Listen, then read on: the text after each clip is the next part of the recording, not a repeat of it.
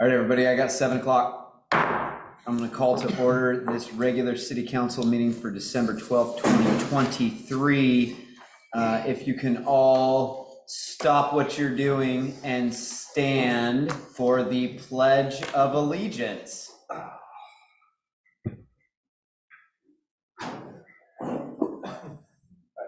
Pledge allegiance to the flag of the United States of America and to the republic for which it stands, one nation, under God, indivisible, with liberty and justice for all.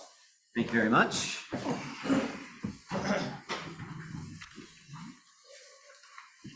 Roll call, please, Kenda. Counselor Rittma. Here. Counselor Caswell. Counselor One. Here. Counselor White. Here. Counselor Wittrin. Counselor Glantz. Present. Mayor Lau. Here. Agenda update, Mr. Ray Young. Yes, Mayor, there is one item, number 5, report from the Public Safety Working Group. They would ask that it be moved to the end of the agenda tonight because one of the presenters has another meeting conflicting and he will try to be here by 8 o'clock. So if you put it at the end, he should be here for that. Other than that, everything's good to go. Okay. I'm going to go ahead and open up public comment. Public comment on non-agenda consent agenda items is welcome at this time. Public comment on agenda items will be taken at the time the item is considered. Public comments should be directed to the presiding officer and limited to matters of community interest or related to matters which may or could come before council. Each speaker shall be limited to 5 minutes for each agenda item unless a different amount of time is allowed by the presiding officer with consent of the council. The council and mayor should avoid immediate or protracted responses to citizen comment. In Zoom, if you wish to make public comment, go ahead and unmute yourself, state your name and city of residence for the record. It's Paul Wilcox, Mayor Lauer. Hey, Paul, go ahead. Hey, I'll be quick to get this out of your way. Prepared comments as usual. At your last meeting, I covered the entire city charter chapter on filling the council vacancies. Over the next few council meetings, I'm going to instead address individual elements of that chapter so as not to be so overwhelming. While somewhat repetitious, I think it's worthwhile to concentrate on individual elements in the chapter, although I'm not requesting any action or response from council. Although Troutdale hasn't had a mayoral resignation in 30 years, both Gresham and Fairview have had mayors resign in recent history. I've also been following the Tigard Charter Review Committee recently, and I've heard that Tigard had 2 mayors die in office. Both Gresham and Fairview filled the mayoral vacancies by appointment per their charters. Fairview's procedure was particularly expeditious, declaring the position vacant and then immediately appointing the council president as mayor. Troutdale's guidance is not nearly as straightforward. Charter reads, quote, "A vacancy in the office of the mayor shall be filled by election only. An election shall be called for at the next regular election date as defined by state law, following the 61st day after the position becomes vacant," unquote. This language is problematic from a couple standpoints. Reference is made to, quote, the next regular election date as defined by state law, unquote. The county election website states there are 4 regularly scheduled election dates each year in Oregon, specified dates in March, May, August, and November. The county goes on to say, during odd years, the May special election is the only election with candidate positions scheduled. During even years, the May primary and November general elections are the only elections with candidate positions scheduled. For county guidance related to candidate elections, I don't think special election cost would be a factor. In contrast, under elections in the Troutdale Municipal Code, the regular election is defined as a city election held at the same time as a primary or general election. That would restrict mayoral elections to only May and November elections in even number years.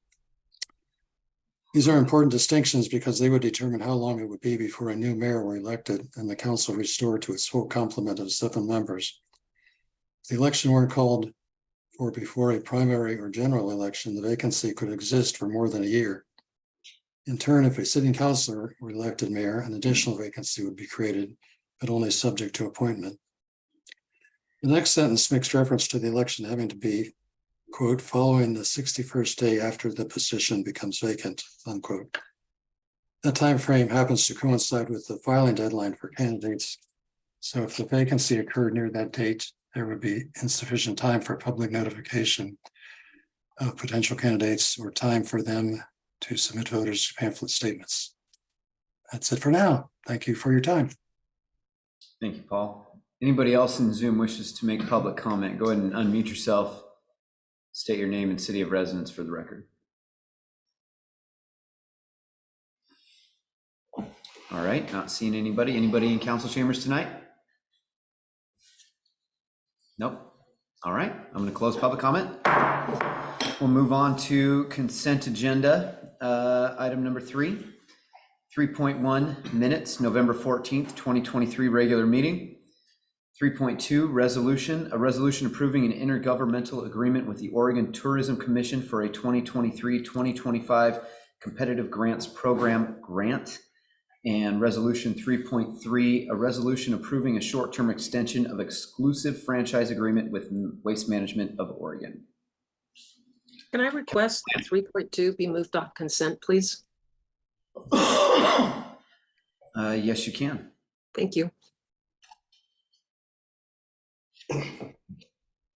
Well, I move option of the consent agenda 3.1 and 3.3. Second? All right, all in favor signify by saying aye. Aye. All opposed? All right, passes. I'll move 3.2, Ray. I guess we'll move it. Should we move it to right now or should we move it to the end? Got to talk about it either way. Yeah. Get it out of the way. Let's do it now. Okay. Okay, so we're going to adjust the agenda just a little bit and we're going to move the consent agenda item off the consent agenda and we'll move down the list to right now. So we'll discuss a resolution approving an intergovernmental agreement with the Oregon Tourism Commission for a 2023-2025 competitive grants program grant. Mr. Eric Mueller. Thank you, Mr. Mayor. I'm here primarily to do the paperwork. Marley is the champion as our economic development and tourism specialist, and she worked with Travel Oregon earlier. As you recall, we have another grant that we're working with them for the expanding the tourism presence as part of the destination management program. This is another grant program that Travel Oregon has. And as I mentioned in the staff report, part of that grant program is doing various public outreach and stakeholder meetings. And as they met with businesses and hotels and other tourism related functions, part of what was identified in that stakeholder survey in August was, at least from the stakeholder standpoint, which I believe there were 32 of them, if I remember the numbers correctly. Anyway, they had identified their top 3 issues that they viewed as critical constraints or challenges for tourism in Troutdale. Their top 3, as they identified, I put in the staff report: congestion at peak use recreation areas, transportation services for transit or shuttles, and transportation infrastructure parking. And that sort of led into the opportunity for, to pursue this competitive grants program. The intent is to get a parking and transit shuttle study done. Anecdotally, as a individual who came downtown both days this past windy Wonderland weekend, if that's the right, I can certainly attest anecdotally that there is high demand for parking. But then again, my opinion as an individual or even as a city staff member is just that, not as a parking engineer or a traffic study creator. And that's what this grant will help provide, is some professional services from a transportation engineer and provide us with a couple of documents doesn't make any policy changes by any means. It simply is to generate reports that will be brought back to the council for the council to consider. In chatting with Ray about it, I mean, part of our discussions have been is if we want to try and make the case that, there should be a parking structure over in the urban renewal area, if we're going to try and get money out of ODOT or, out of somebody else, part of it's going to be, well, what's the need? Well, as I just said, I had trouble parking last weekend, but that's not going to be particularly persuasive. If we can get something that's, more professional and credible, that's going to, I think, help us make the case for potential funding from hopefully a number of sources, but if nothing else, it'll help quantify the need, because do we need 150 more parking places or do we need 500 more? It's hard to know. So in any case, the grant is simply to provide the funding for it. There's a timeline of all the various events that they're going to conduct in terms of involving stakeholders and making sure they get input. And then, as I say, there'll be a couple of different reports that would come back. This also kind of ties into the sort of long delayed parking study that we want to do for sort of the downtown overlay, which originally we were going to do, and then COVID hit. And of course, we didn't want to spend money doing a parking study when everybody's locked down and one delay after another. So it's going to sort of also help us address that central business district completely apart from maybe the tourism angle that has been a question of the council and certainly of the business community downtown. With that, Ray. I'll just add a couple things, maybe a little bit redundant to Eric, is we were already planning on spending at least that $75,000 of matching money from the city to do a parking study. What Marley has done here is leverage the money we were already going to spend, $75,000, and turn it into another $100,000 that we can use to take that parking study and expand it to a true transportation study in downtown Troutdale regarding tourism and businesses downtown. And as we saw from the stakeholder survey that was mentioned in the staff report, that's one of the biggest concerns about businesses downtown and tourism agencies is really what is the nature. As Eric says, anecdotal evidence of I couldn't park that day doesn't mean anything. If we're going to have any leverage with state agencies or Metro to get assistance in any transportation, such as shuttles or more parking, such as a parking garage, if you don't come with a study from a neutral third party to say they need it out in Troutdale, we're just blowing smoke. It's not going to work. So it's a great way to leverage what we're spending anyway to get a full-blown transportation parking study for tourism and businesses downtown that will hopefully benefit us with more resources down the road. So to that extent, we think it's wise and a good use of our tax dollars and Oregonians' tax dollars. Comments from council for staff. Councilor Wittrin. Eric, can you remind me how much money is actually in the budget for the study? And then part two, with inflation and all the cost rise and everything else, are we truly looking at $76,000 in matching funds from Troutdale, or are we truly going to stay within that budget? Or do you think we're actually going to be above that? I didn't bring my budget with me, unfortunately. I'm fairly certain that we've got what's listed there on page 18.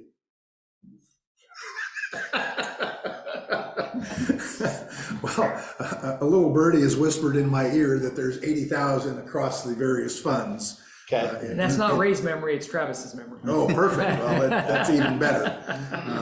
And What? then part of that 76,000 on the breakdown, and I think the last page of the grant agreement is 25,000 or so of it is essentially staff time that gets counted, for doing the project management and holding the outreach meetings and so forth. That gets counted toward the match amount that we have to come up with. So it's, yes, it's staff time and it's productivity that we're spending, but we're not writing a check for that to a engineering firm for that particular piece of it. And I would say actually getting the state money of $100,000 makes it more likely we won't spend the full $80,000 because that money can be utilized for part of the things we're going to do anyway. Got it. I was just concerned with all the budget talks we have lately, and we talked about contingency after contingency with inflation. It was just a concern of mine. So, thank you. That, Any other comments from council? Councilor Glantz. Yep, the reason I asked to have this pulled off consent was I was a little, I don't know, and maybe I'm just not understanding that we could spend $176,000 on a study when it's pretty obvious that we don't have any place to put a parking lot in, the downtown area, but it's going to have to come from URA. And I would really like it if, yes, we did have a study to be able to show that we need a parking garage down in the URA. But then that also leads me to a couple things. The pedestrian overpass that we talk about over 257th, there's been some conversation that maybe we move it from the parking garage into downtown Troutdale, which I would prefer. But part of my concern is how the timing that we're going to figure 18 months by the time this study gets completed and we can use it. And I would hope that a lot of the URA stuff has already been put to bed at that point and we're moving on. So I'm just a little concerned that that's a pretty high price tag for a lot of what we already know. And I don't know, I thought it warranted discussion. well, I think it goes back to the issue of, certainly I would agree with your opinion that we need more parking downtown, but neither you or I are parking engineers, and so your opinion isn't going to hold any weight with any potential funders. Where or what kind of parking structure might be the right type, I think is part of what could come out of the study. But I would also say that this is a issue of, sequentially, there's got to be steps done. So I think the study is going to help quantify based on, whatever the various inputs are. Again, is it 150 spaces or is it 500 spaces? And the quantity is going to drive some of, well, what's the right kind of parking solution then? If we need 500 spaces, well, that really pushes you towards some sort of structured parking where you can go vertical. If they come back and say, if you added 28 spaces, you would get to whatever, some sort of magic equilibrium. I don't think that'll be the case. Then that would of course point to a different type of a solution. But until we get the study, again, from the professionals, I don't think we can move forward. As it relates to the URA, just given where the economy is and the lack of enthusiasm thus far from the outlet mall, I doubt seriously that there's going to be much visible progress over there before we get these parking studies back. That may be disappointing, but I think that's the reality.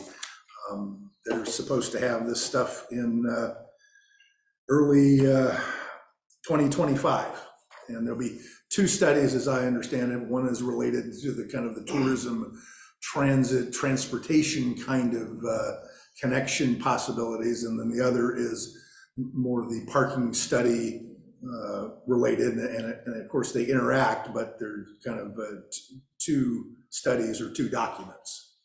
That come out of this particular budget? Correct. Okay. Out of this grant, yeah. Okay. Thank you. Any other comments or questions from council? One last comment. Yeah. We've been talking parking study since pre-COVID, so it's about time we get this done. Yeah. Since we're pulling it off the consent agenda, I'm going to open it up to public comment. Public comments open on this item. If you wish to address council, now's the time. Go ahead and, in Zoom, go ahead and unmute yourself and state your name and city of residence for the record. All right. Anybody in council chambers tonight? Yeah, go ahead and approach the desk, and I'll ask Mr. Mueller to share the microphone. I wasn't planning on commenting on this. I didn't realize this was going to be an issue. And then state your name and city. My name's Carrie Bam. I live in Carrie. Troutdale. As a business owner, we have trouble parking to visit our office in downtown. And one of the issues is people park, it's supposed to be 4-hour parking in downtown. Am I correct? 2-hour parking? 8 and 6, it's 2 hours. So people park all day, people who work at the businesses, and it's hard to, like, I don't have foot traffic in my office, so for us, it's not an issue. But for folks who own a restaurant or a bar or a hair salon, if they're trying to get foot traffic into their business and people are parking there for 6 hours all day because they own a business there, perhaps we could have a little bit of parking enforcement to go along with maybe freeing up some of the parking downtown. But I just wanted to comment, as a business owner, we can't even park to go to our office, so we normally walk to the office. I can't imagine what it's like for the business owners who depend on people parking and visiting their business. So whether or not that we need a parking study for that, you could probably poll all of the business owners and they would say, yeah, we need more parking. But I get what you're saying about you need an official study to present to get the funding. So that was all I wanted to comment on. Thank you. Thank you very much. Anybody else? All right, we'll close public comment. Any other comments for staff? Yeah, Just a quick Councilor question. White. Recently we were presented with putting bike racks and taking away parking, and council said no, but it's the county's road, so they went ahead and did it, without our input. And that maybe that isn't exactly how it happened, but the end result, that is the end result. So I'm wondering, which roads do we really have control over that are in our downtown that would justify the parking study? Because we really don't have a lot of say. We don't have say over Historic Highway or 257th, or is Buxton a county road as well? I think it is. Yeah, Buxton it's is a county Troutdale road. Road, essentially. So what roads are we talking about? Well, essentially, Every other one except everything- for those three. Okay. Yeah, Troutdale Road, Stark Street, and Halsey, and then Halsey as it extends through downtown to Historic River Highway. Those are all non-city roads. Everything else is ours. Okay. That was worth mentioning. But would it not be ammunition to go back to the county or say, hey, if what the parking study says, we should make adjustments on these roads? I mean, I can let staff answer that, but. Yes. I don't know. Yeah, I mean, it's just more. Certainly can make the case. Whether it's persuasive to the county transportation folks is an entirely different issue. Any other comments or questions from council? All right, if there isn't, then we need to. We'll make a motion. Thank you. Approve an intergovernmental agreement with the Oregon Tourism Commission for a 2023-25 competitive grants program grant. I'll second. All right, roll call, please. Mayor Lauer, Yes. Counselor White, Yes. Counselor Wittrin, Yes. Counselor Glantz, Sorry, I needed to unmute. Yes, and thank everyone for the conversation. Appreciate it. Counselor Ritma,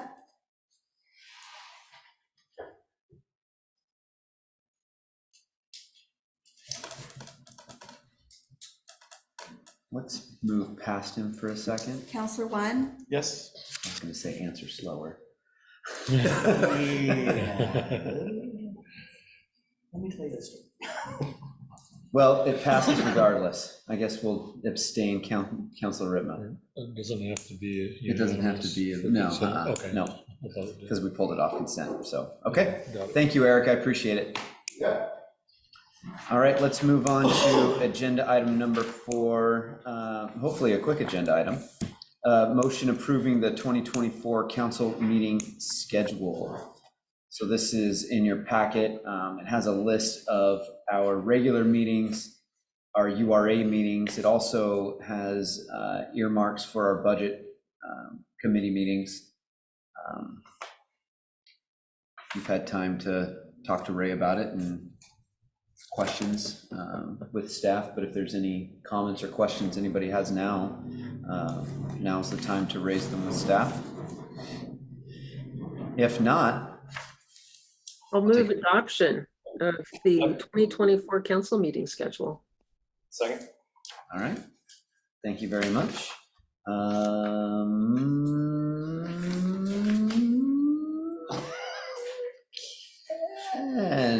Are you ready? roll call, please. Mayor Lauer, Counselor White, Yeah. Counselor Wittrin, I need to think. Need to think for 7 For a minutes. second. Yes. Counselor Glantz, Yes. Counselor Ritma, Counselor One,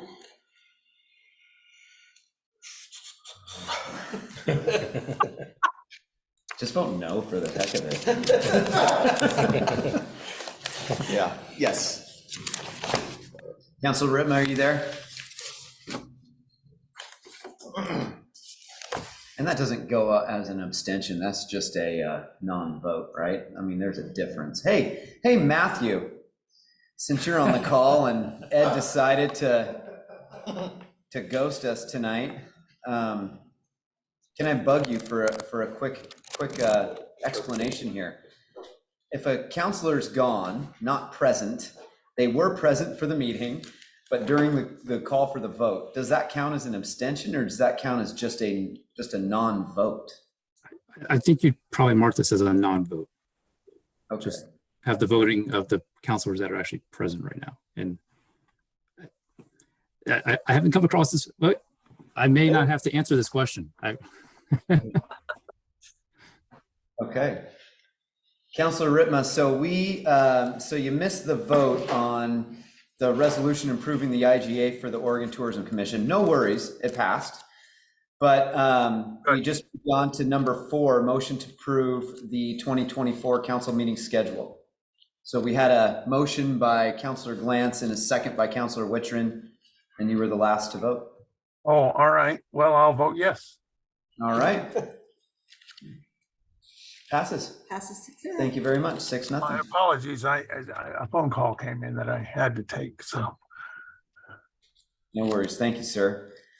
All right, we're going to skip past agenda item number 5 and move on to agenda item number 6, a public hearing ordinance that was first introduced on November 14th of this year, an ordinance amending Troutdale Municipal Code Chapter 13.20 pertaining to dogs in city parks. Mr. Travis Holt, you have the floor.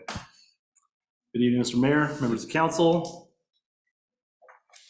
So we are here for the second hearing and proposed adoption of an ordinance amending part of Chapter 13 pertaining to dogs in city parks. We've talked about this at a couple of previous meetings. That being the case, I don't intend to rehash my entire staff report. You've all seen it, most of this material, a couple of times now and had plenty of time to marinate on it. I'll just touch on kind of what's happened since the last meeting, which was on November 14th when we had the introduction of this ordinance. We presented that ordinance to council. The council discussed it quite thoroughly, took public testimony on the matter. The council discussions and the public testimony of that meeting are summarized in the meeting minutes. If you want a little more info on that, and those minutes are actually on the consent agenda tonight, so they're nice and handy. At that meeting, council directed staff to make one final change to the ordinance, which was to, in 13.20.160B, to reserve the authority to designate pet areas within parks to the council rather than the director. And the staff has made that change, and the ordinance is before you tonight. The council also asked staff to bring back a companion resolution designating a couple of on-leash parks, and you see that on the agenda following this agenda item later tonight. With that, I'll be happy to answer any questions you all might have, and the matter is before you for consideration. All right, questions from council? Counselor Glantz? I have one minor question. It's under 13.20.160, the second page. Actually, I lied, 13.20.380. And it says the director's authorized representative in city police. Should authorized representative be plural? Every place else we refer to it as an optional plural. I'd say that wouldn't hurt. Effective either way. With it, thank you. Any other comments from council? Council White? Yeah, I'm not sure if it's the right place to have it in this resolution, but we talked about notifying residents near a park that might be changing to allow dogs that currently doesn't. I'm not concerned about the ones that are listed tonight. I'm just talking like for future, because this is kind of a blueprint for dogs in our parks is the way I look at this thing. So I want to make sure we encapsulate that piece. I think there's a couple ways you can go about that, Counselor White. One would be that you put a specific notification process in the ordinance that's going to be exactly the same every time. Or the only way to designate a park on leash now is by resolution. So each time that you adopt a resolution to designate a park, you could include in that resolution a requirement that for whatever notification process you want for that particular designation. Which is good because every park will be different. Yeah, I think that maybe gives you a little more flexibility to do it that way, but it's certainly whatever the council's prefers. Okay, and then is there, I've read through it and stuff, but my biggest concern is like barking dogs. So what would be the right recourse for like a neighbor that's experiencing that kind of an issue? I mean, who do they call or? Well, I guess it depends. Are you talking about a barking dog, like a neighbor's dog, or? Talking if it's coming from a park. I can jump into this because I've dealt with it. Go ahead. What we generally do is our code and compliance officer usually goes out to see what the issue is to first kind of suss out what's going on. Second of all, you would contact animal control in Multnomah County. Animal control will say, well, unless it's a constant, if it barks a couple times, we're not going to come out. It has to be constantly and annoying in the neighborhood. And then we have several audio recorders that we will loan to citizens who can then put it out, and we'll record like 24, 48 hours of sounds in their backyards to see if there is a continuing dog barking. And that is the information that animal control needs to actually do something about it. So we've done that before to help citizens prove to animal control to get out there and do something. Because many, many decades ago, the city delegated back to Multnomah County animal control type coverage because they have an animal control department. So that's how we would handle it if we got a complaint from a citizen. Okay. Anybody else? Councilor Ritma? I'll just comment that I appreciate the changes that were made. I think this looks good. The resolution looks good.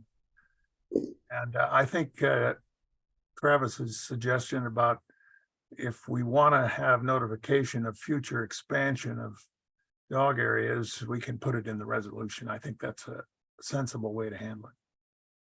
That's all. I agree. All right, let's open up public comment. Or I'm sorry, open up a public hearing on this matter of an ordinance amending Troutdale Municipal Code, Chapter 13.20 pertaining to dogs in city parks. Public hearing's open. On Zoom, if you wish to make a comment, go ahead and unmute yourself and state your name and city of residence for the record. Mayor Lauer, Paul Wilcox. Okay, Paul, go ahead. Councilor White raised an issue that I kind of forgotten about. I visited, I don't know, you haven't designated which parks are going to allow on-leash dogs at this point, as far as I understand. But one in particular that I visited a while ago to check it out was Wooddale, which is basically just an open field surrounded by backyard fences. So I think if you had allowed on-leash dogs in there, they're going to be inclined to kind of rile up the people's dogs who are residing in those backyards. So I think that particular park and especially might be a problem from that standpoint.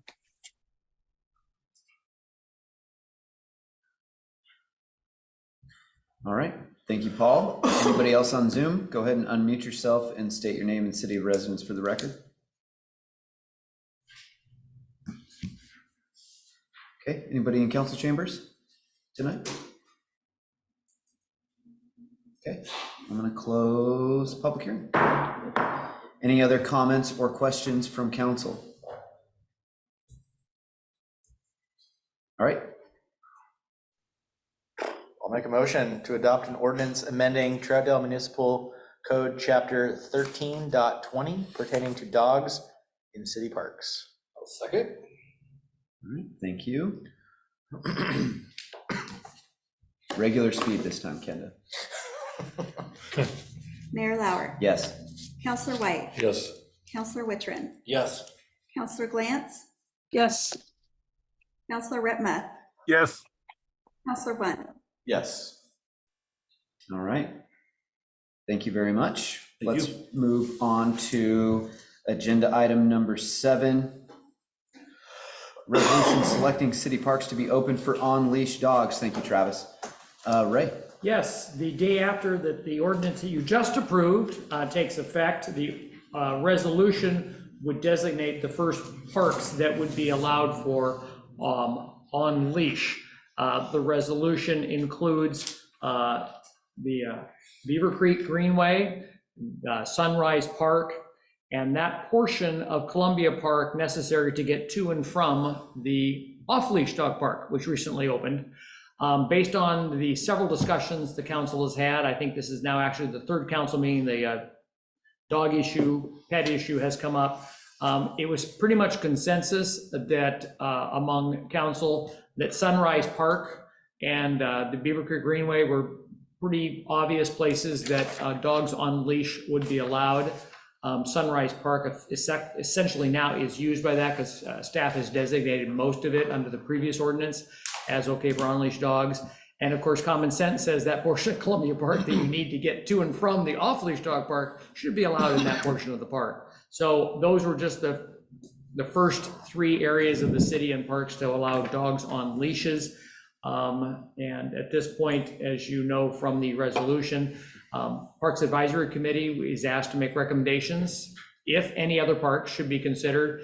And they're going to start that discussion, I believe, on December 20th, but they may not have a recommendation for a while. So at least this resolution does set up the areas of Troutdale that are fairly well considered okay for off-leash dogs at this point.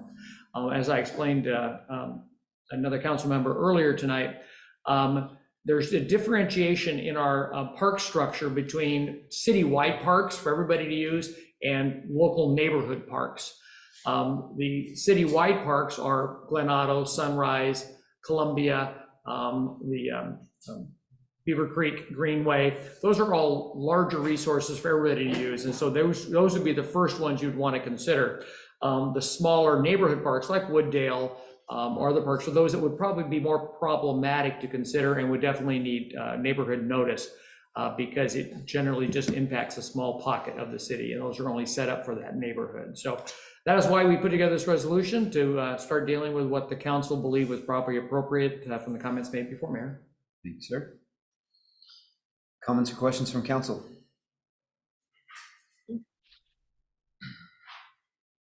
Councilor White? Yeah, well, I was hoping this could be like a trial thing. We have the new off-leash park, and we're adding these parks that are pretty much currently being used, and kind of see how it goes, because my big concerns are really just barking, lack of enforcement for people that aren't going to keep their dog on a leash, and then the main one I have is like for Glen Otto Park is, once you introduce dogs in there, you're not going to have the nature that's in there currently. Because, you know, there's deer, there's coyotes, there's rabbits, there's otters, there's minks, there's herons, there's raccoons. There's some really cool pair of white egrets that's in that park. And, you know, we all work so hard with all the metro rules for nature in the neighborhood. And I hate to say it, but I know what happens when dogs are introduced to a natural area. You're not going to have the nature that's currently there. So I'm asking that maybe we see how this goes before we just go keep this ball rolling like we are. It's been a pretty contentious subject, and just kind of see if this works for now, so we don't have to give up every single part for dogs. Because I think it was shown that most of the people surveyed weren't in Troutdale. Because I think Sandy had the number, she said something like 1.5%. Forgive me if I'm misquoting you. They're actually Troutdale residents that responded to the survey, wanting more dog areas in parks. But I'd also like to look at, if that demand is still there, I'd be more willing to try to create areas for like off-leash, like the off-leash dog park we have, because I know there's other areas within the city that are currently being used, like behind the airport, next to the Dairy Queen is a real popular spot, and there's quite a few others. And it'd be my recommendation that we look at all the options instead of just targeting, our big parks, our main parks. That's all I have. Thank you, sir. Councilor Glantz? Yeah, actually, I think Troutdale was about half the respondents, maybe 60%. I think my point was that there was only about 30% of households with dogs, so that we shouldn't necessarily have 100% of parks that they were in. Thank you. Councilor Witcher? Also, I'd like to, Glenn had brought up before about the mixed message we give, such as Glen Auto Park with the dog bags up there, and when we're not supposed to have dogs in that park. And at some point, I think we need to cover that. If we're not going to allow dogs in certain parks, the message that we send, and making sure it's a clear message with no dogs. If that's what we're going to deem that we aren't going to allow them, then we need to get rid of the mixed message as well. So, but I also agree with Glenn as there are other opportunities possibly for more off-leash, which I think could really benefit the community more, just talking out loud, such as we have a skate park on our books and on our budget, but I think another off-leash dog park could go a lot farther with the community than a very niche group of a skate park. So we got to figure out where we're spending our money and make sure we hit more of the masses. So.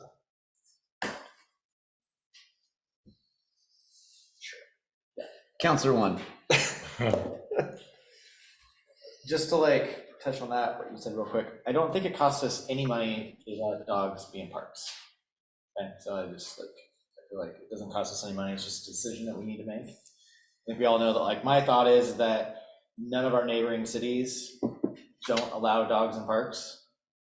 I think it's silly that we don't, but that being said, I recognize everybody's opinion and respect that.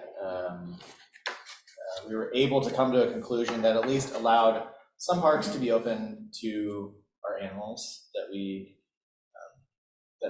that animal owners hold dear, right, and can take a walk. So I think when we think about, I think that it's a great idea to let's start with this, and we can revisit other parks as we have all had time to let this just kind of simmer. Is to thinking about geographically within our city, there are neighborhood parks that we could that people would love to walk their dogs at. Like, for instance, I grew up in Sandy Palisades. Sandy Palisades Park is right there. There's a nice is a relative term, but there's a walking path that goes through that. It's a nice little walk you can take with with a little kid, or that's easy. It's grassy. They can run and play. You can walk your dog. But there's also a little Welland Park at the end of that development that has pickleball courts and tennis courts, whatever. That you could say no dogs here because you can play pickleball here, and so that is an example of geographically letting one park walk their dogs in and the other one not, so people have equal opportunities to go someplace. So I think that again, this is a great start, but eventually at some point I'd like to just revisit some other parks geographically in the city, allowing people to utilize their neighborhood area that don't want to drive somewhere. That's it. Thank you. Anybody else have comments?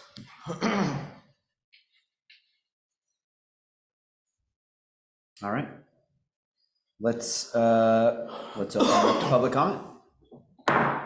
Public comments open on agenda item number 7, a resolution selecting city parks to be open for on-leash dogs.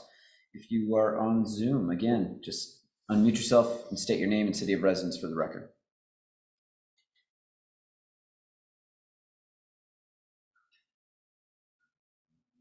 All right, anybody in council chambers? Okay. Why not? State your name again for the record. Carrie Bingham, Troutdale. As a dog owner, there's a few places that we take our dog on leash and off leash. And I find that some of the areas without any enforcement, people just simply don't clean up after their dogs.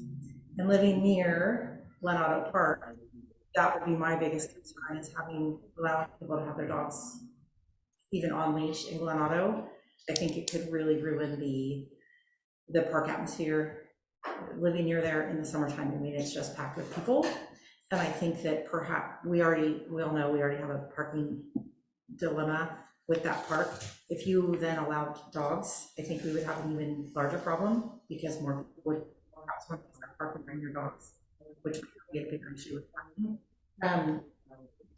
But I also think that having dogs down the river, knowing that our neighbors and other people who come from other towns and other counties, Go ahead. knowing that we already have an issue with people cleaning up their pets, that might be in my opinion, that would be a park that I would definitely, if I were a citizen, I would vote not to have dogs there, just because of what I witness in other parks that are dog friendly that I take my dog to. My parents are from Sandy Palisades, and I've lived there for 20 years, and would walk around those parks without the dog, without being able to take the dog in the park. And a lot of those homes, as you were saying earlier, a lot of those homes back up into that park. So if you had dogs like going through there a lot, I don't know how the other dogs in those neighborhoods would react. But I do agree it would be nice to be able to cut through that park with your dog on leash. That might be a nice place to be able to have a dog, because I've never taken my kid there. So that's all I wanted to say. Thanks. Thank you. Anybody else? All right, I'm gonna go ahead and close public hearing, public testimony. I lived in Sandy Palisades for a while, and I took my dog there all the time, so I'm one of the lawbreakers. She was also 4 pounds, and I could have just put her in my coat pocket if I'm not the type that takes the dog and puts it in my coat pocket, but if I needed to hide her from prying eyes, but no, we did what we wanted. I didn't care. Sorry, Glenn. Sorry. But we also cleaned up after. So anyways, any other comments or questions from council to staff? Councilor White? Well, who's asking parks to look at more parks already? Is that coming from staff, or? Because I think council. I believe we, at the last meeting, kind of suggested sending it to parks to ask them to look at it, to come back with some suggestions for us. All right. I would add to this, that parks have had a lot of discussions over the last year on the whole issue of dogs leashed, unleashed in parks. And I think out of respect for them, it would be important to ask, do you think we should add more? Maybe they won't ask to add any, but at least to ask. Okay. So. Yeah, and we control that timeline too. Yeah, and I will say, I just went through Appendix B of the Parks Master Plan study, and there was 430 odd responses to the surveys. Of all of the amenities added in park, there was a list of about 10. The number one was 37% said more accessibility for dogs in parks. So that was the number one answer for amenities in parks. And I think the number was like 84% of all respondents of those 400 and some either lived in town, worked in town, or went to school in town. So it was a fairly representative of people who are actually connected to Troutdale. So that's why staff thinks it's worth at least asking the parks if there should be other additions. Well, as Sandy Glantz pointed out too, it was multiple choice. You don't always get full input with a survey. I'm not a big fan of surveys being used to guide decisions.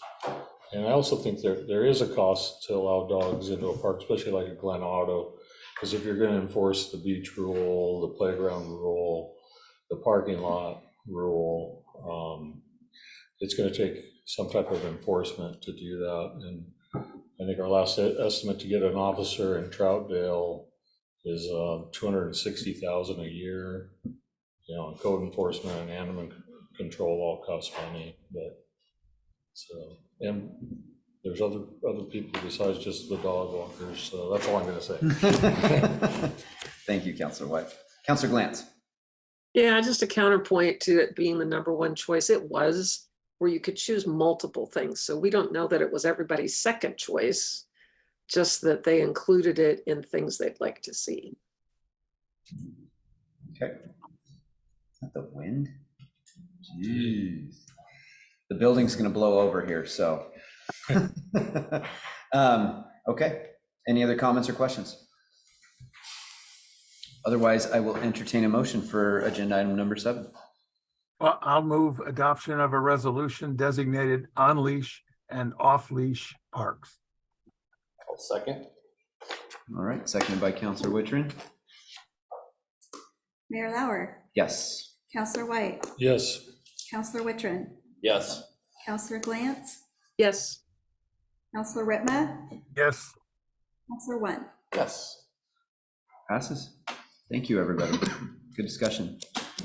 All right, let's move on to agenda item number 8, another public hearing in the ordinance introduction of updating public contract and purchasing procedures and amending chapter 2.24 of the Troutdale Municipal Code. Mr. Mueller, you have the floor. Thank you, Mr. Mayor. This is, for those of you that were on the council 2 years ago, you'll recall that in January of 22, we had an extensive update of the purchasing code. I think there was 17 pages of updates, and part of that was because we were many years out of date with compliance, and so one of the things that I mentioned during that discussion is that we needed to try and stay more current with changes in the state code, and so the legislature made changes in the most recent session, and so I'm trying to stay current with the changes. Tonight is just the introduction. This is an ordinance, but given as what I believe as minimal as the changes are, if a resolution was possible, I would have put it on the consent agenda because it's really pretty straightforward, the items that are being addressed. In any case, as I had bored you with 2 years ago, there's a long history on the procurement code in the state, the state preemption of local authority unless there are local rules adopted, which Troutdale has done to preserve as much home rule as possible. I did notice as I was typing away on this, apparently I was entering the date that we last did this, which was January 25th, 2022. I typed in 2002. So no, it's not been 25 years or whatever that is since you updated it. It was just almost, it'll be about 24 months when it comes up for adoption in January. In any case, this is just to address the changes from the most recent legislative session in 2023, updating our code so that we stay in compliance with it. Exhibit A is really where the changes are. I've got them highlighted with red and green.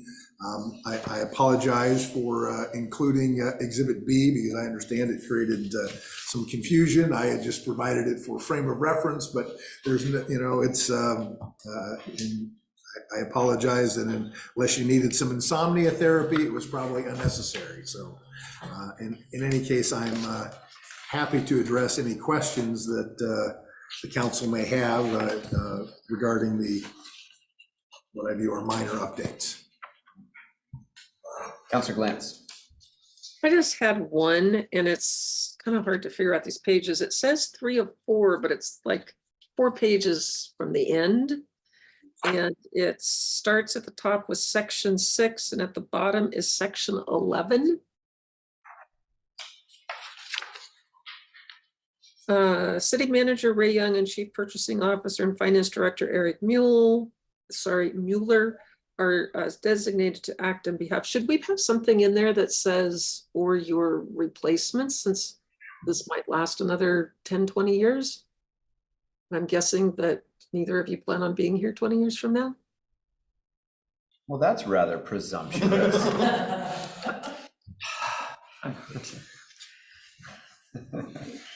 I'll be happy to add what we typically have in there, and I guess somehow it was missed that, or designee is typically how we cover for that particular contingency, so I'll make sure that I get that addressed.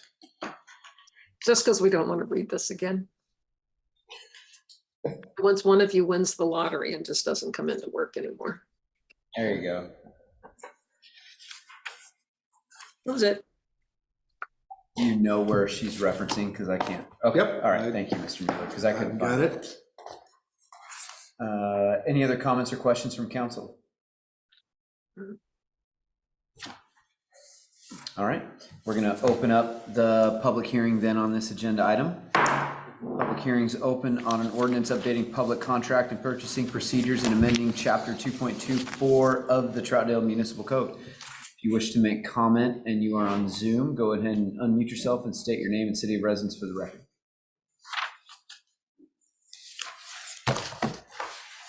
Okay, anybody in council chambers tonight?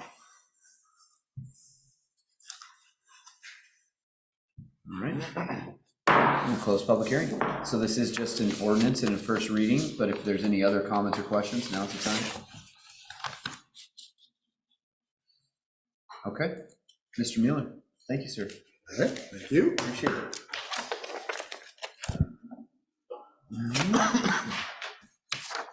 I guess you're hanging out still. Let's move on to agenda item number 9. Excuse me. Resolution presenting, or a presentation for Metro Grant Intergovernmental Agreement 9.1, a resolution approving an intergovernmental agreement with Metro for the Sandy River Greenway Riverfront Trail Project. Mr. Mueller, again, thank you. Thank you, Mr. Mayor. Yeah, this is another item where if we didn't need to get both the city and the URA to approve, I would have simply put it on the consent agenda, but it gets to be a little bit complicated when we're dealing with both entities. As we've talked about numerous times in the past, been working on the design and plans for the Sandy River Trail. Bill Peterson, our grant funding specialist, has been successful in securing us 2 major sources of funding for the project, as well as he's been working with the design engineers, and we're getting ready to go forward with the 90 to 100% and bid specifications portion of the design, which will hopefully give us a bid package to be able to go out in the late spring next year to begin looking for a contractor for construction of the trail. In any case, the 2 major funding sources for the trail, one is coming from the Oregon Parks and Recreation Department. That was $750,000, and council has already approved that intergovernmental agreement previously. This is the one with Metro for the $1,951,945 part of the Trails Fund from the Greenway, or the Trails Bond Fund that Metro administers. Regrettably, it took quite a while to kind of get it through the Metro process, but we've finally got it wrestled to the ground. It was a lot of delay in getting it, not that there was anything particularly difficult about the agreement. One of the revisions however, to add both the city and the agency to the agreement, as the bond fund requires that if there's improvements to public or to real property, which is the trail itself, it requires the involvement of the real property owner, which in this case is the Urban Renewal Agency rather than the city. So that's why you have the 2 resolutions that I'm going to ask you to approve back to back. The difference between the 2 of them is to change city to Urban Renewal Agency and council member to director and so forth, just fixing those phrasings. That's really the fundamental difference between 9.1 and 9.2. This provides the funding. Metro has established it as effective November 1st, so eligible costs since November 1st will be able to count under the grant program, whether that's going to be eligible for reimbursement or whether it counts toward our local match portion that we have to spend. So with that, I'm happy to answer any questions council may have. All right. Questions from council? Good. No questions from council. I do have one question. So on the presentation, it's page 170 for me in the actual Sandy River Greenway Riverfront Trail and Park. Just kind of, it has a section of quick facts with dollars, but there's also a little subnote that says our design professionals completed 60% design work and are working towards a 90% in spring of 2022. Where are we at with our 90%? We are done with 90%. That's what I thought. It's all That's what I done. thought. We are now actually just finishing the 91 to 100 right now, just Okay. wrapping that up. That's what I thought. We had to play with those guys because we've already gone past a lot of stuff and we amended that agreement several times over the last couple of months to reflect an accurate timeline. Yeah, the budgets and the applications for this grant, as well as the Oregon Park one, date back to early 2022. Yeah. So by the time we start getting funding on this, we're going to be 24 months since we applied for some of this. So yeah, there's parts of it that are a little bit stale in terms of their references when they were crafting the agreement. Okay, thank you. I just wanted clarification. I couldn't remember where we were at in that process. All right, let's open it up to public comment on a resolution approving an intergovernmental agreement with Metro for the Sandy River Greenway Riverfront Trail Project. Again, on Zoom, name, city of residence, unmute yourself. All right, council chambers. Okay, closing public comment. Any other comments or questions before we vote on this? Councilor White. Quick one. Yeah. So is Metro going to have a lot of strings attached to this grant if we are awarded it? Do you guys know of anything? The strings are all right here. Okay. So that's it, then that's pretty much encompassing. Well, one of the strings they had was before they would even craft the agreement, we had to do the cultural survey and have the archaeologists come out and do the report and see if there was any Okay. Artifacts from Indian settlement sites and so forth. So fortunately, they allowed that to be counted as part of the grant cost, even though it occurred before the IGA. But yeah, So is this grant going to be written by our new grant writer? Yeah, it was pursued by Bill Peterson, and he is the one that's managing the grant, as well as he's the one managing the contract with the design engineers to take it from 100 or from 90 to 100 and the bid package. So he's involved with it up to his neck. Yeah, and in this process also, the Metro saw our 60% and our 90% plans, and they're happy with everything we've done. They're not going to micromanage this brick or that brick. They're pretty happy with their overall design. And the last couple of weeks we've been dealing with, they require things like we need to make sure we put a plaque somewhere that thanks Metro for partially funding it. We need to make sure that we have our Wayfair signs say it's 7.9 miles to the Portland airport if you take this trail. We need to have signs that show people where to go that are relatively similar to other Metro signs on other parks that it connects with. I mean, those are the kind of requirements which are fine. I mean, we're going to put those signs up anyway. They just want to make sure that people who visit here are looking at the same signs they look at on the west side or the south side or things like that. But those are the kind of restrictions that they asked us to comply with, which are fairly minor.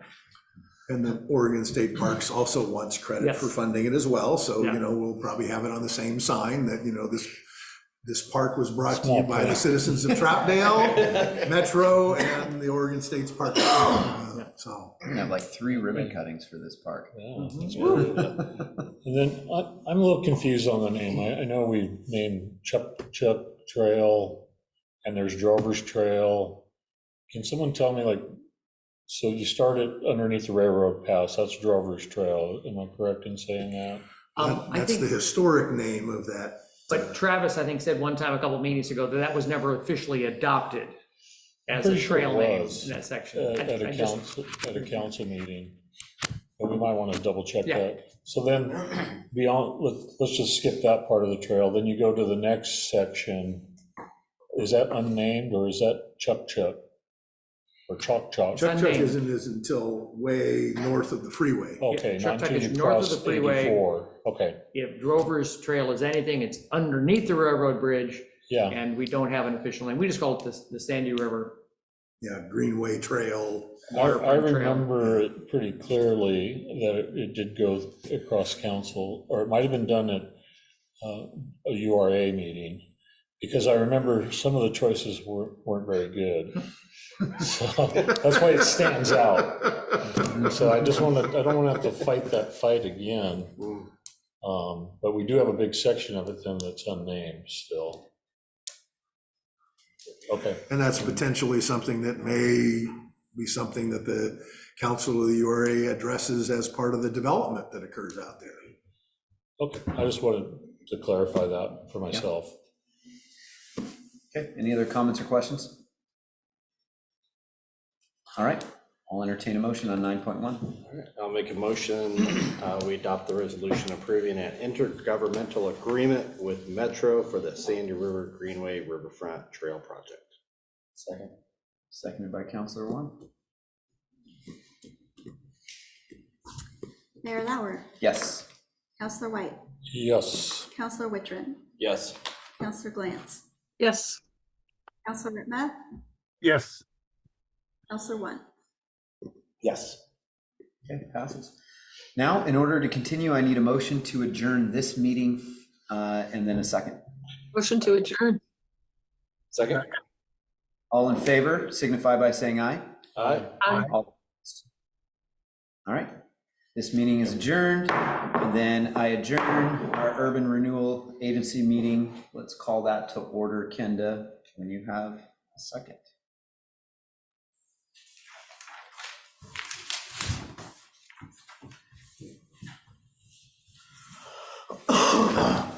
Director Ritma, Here.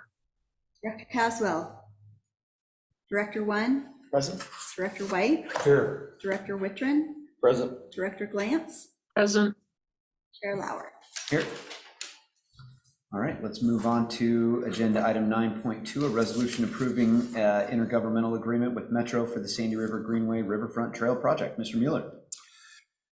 It's a repeat of what I just told you, just swapping city for urban renewal agency. And as I mentioned at the top, it's because the agency is the real property owner where the improvements are going to be made.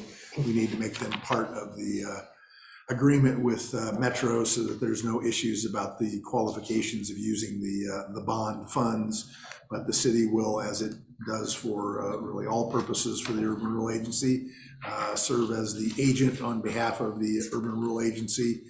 And Mr. Young will take off his city manager hat and put on his executive director hat as need be, and we'll go forward that way. But it's all the same information as we just covered. Okay. Any other comments or questions? And then I'll open it up to public comment. Okay. Open it up to public comment. If anybody wishes to address the URA board regarding this agenda item, now's the time.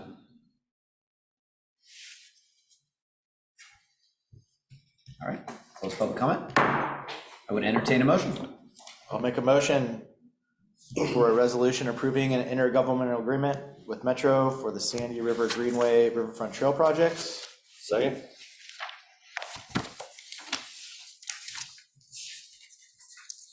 Chair Lauer, Yes. Director White, Yes. Director Wittrin, Yes. Director Glantz, Yes. Director Ritma, Yes. Director One. Yes. All right, passes. Thank you, sir. Appreciate Thank it. you.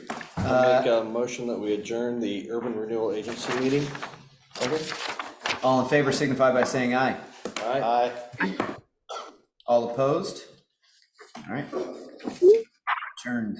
And now I re-adjourn the regular city council meeting. Might as well do roll call one more time, Kenda. Let's be thorough. Counselor Whitman, Here. Counselor Caswell, Counselor One, Here. Counselor White, Here. Counselor Wittrin, Present. Counselor Glantz, Present. Mayor Lauer. Here. Awesome. Thank you, everybody. All right. Our guest has arrived. So we're going to move on to agenda item number, where was it? Number 5. A report from the Public Safety Working Group. Tanny Stephenson and Carol Allen, you have the con.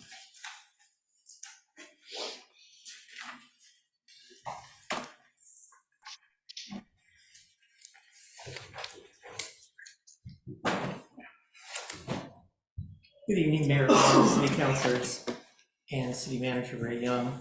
First, I want to thank you for accommodating my personal schedule conflict this evening with my church. This is a report of the Public Safety Working Group, and this group first met on August 9th, and September 27th, October 23rd, and November 13th. And what you have in front of you are suggestions that are a result of the committee's efforts. And this includes discussion and meetings with professionals, both past and present, in the municipal fire and law enforcement services sectors. And I do want to stress that many of the members of the committee don't feel that the work is complete. It's too big of a decision, has a huge financial impact on the city, and even greater impact on our citizens and the community as a whole. And I know, speaking for myself, it just feels like we just kind of put this forward, which is step one, but it just seems like there's more work that's going to need to be done because there's just so much involved in this. And I appreciate you also moving the agenda. I find it easier to talk to my high school students than it is adults. So I would not be able to do this on my own, so I appreciate Tammy stepping in and helping. I agree, there's been a lot of discussion over the meetings that we had, and I don't feel like our work is done.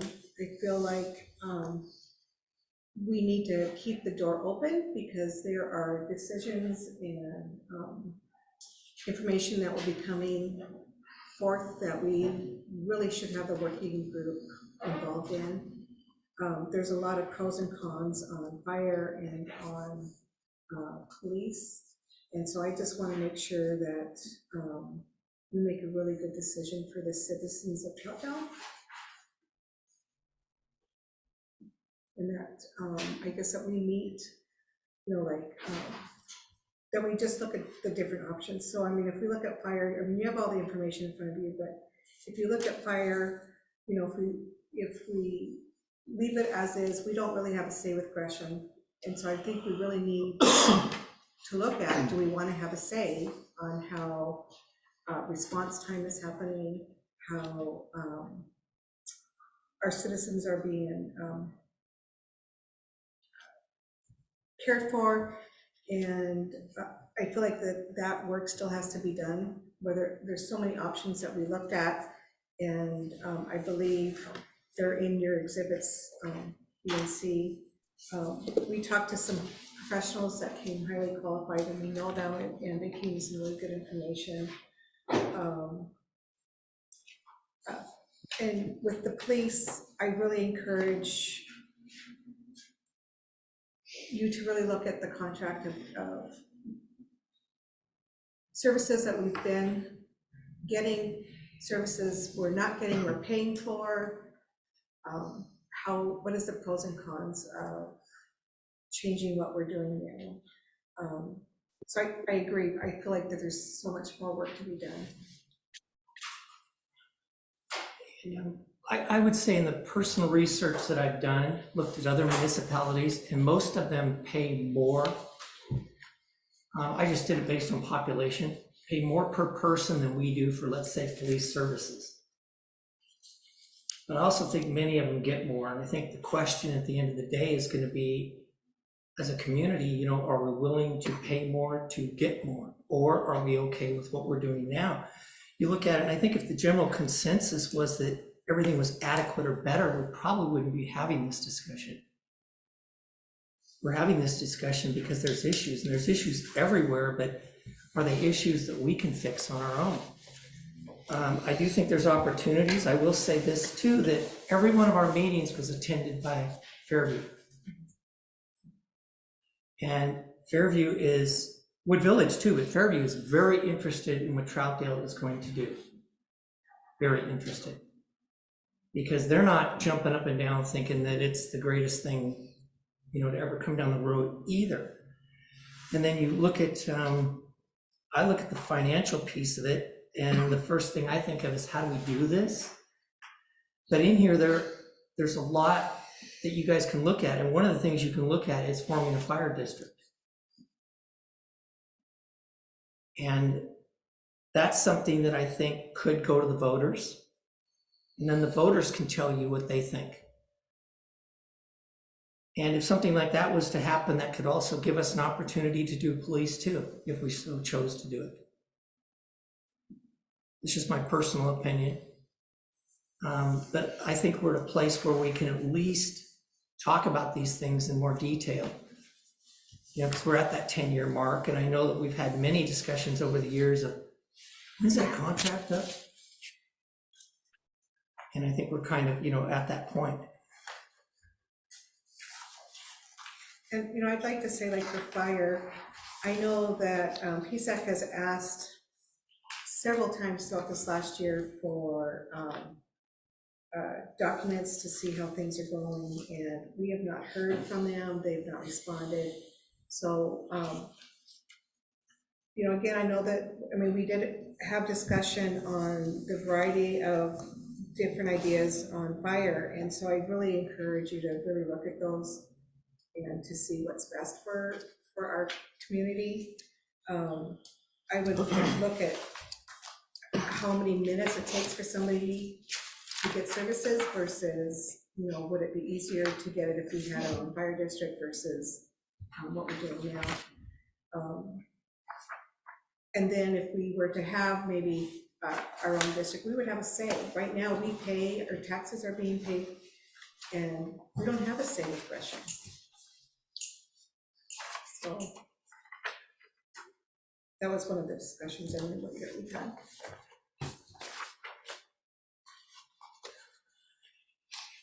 Questions for us? Yeah, let's dive into it.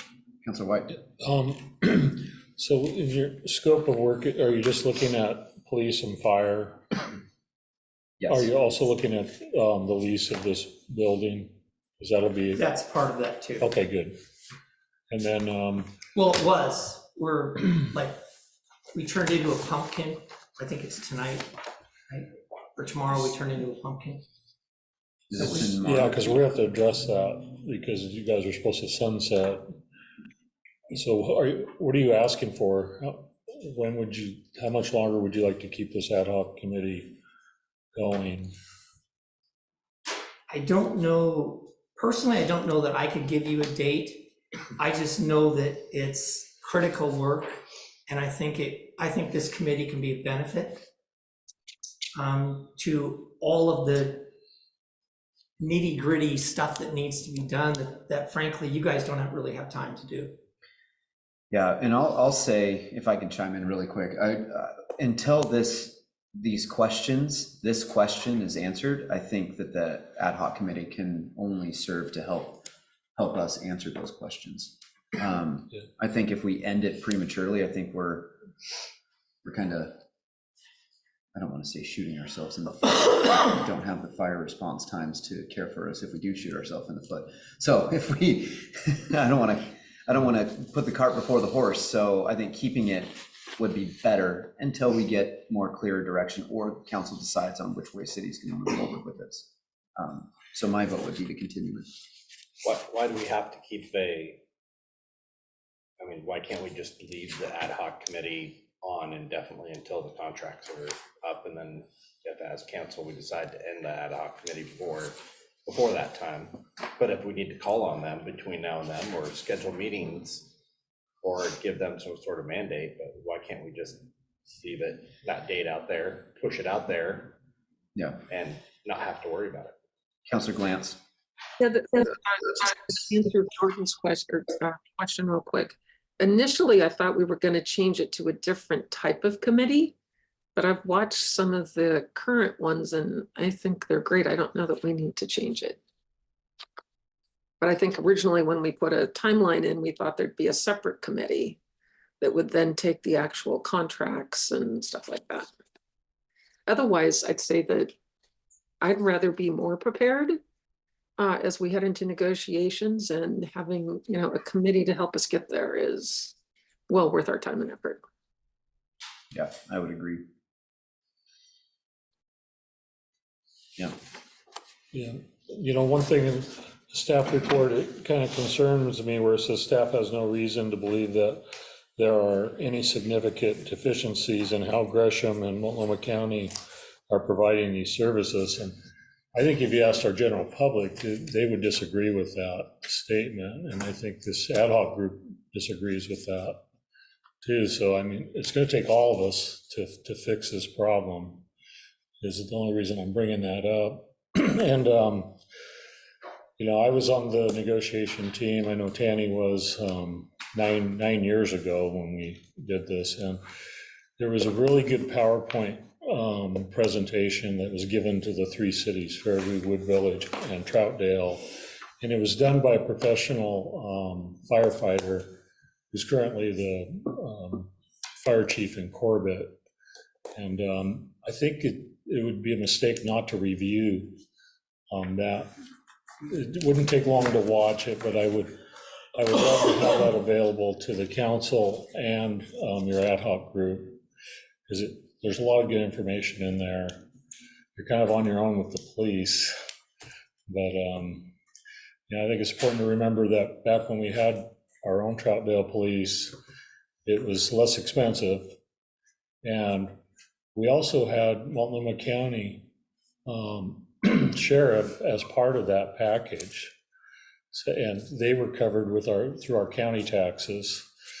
And we had a lot more say too, as a city, on what got enforced. And I just think it was a good model. So I think if we don't have a second plan, we're gonna run out of time, and we're gonna be forced to sign another 10-year contract.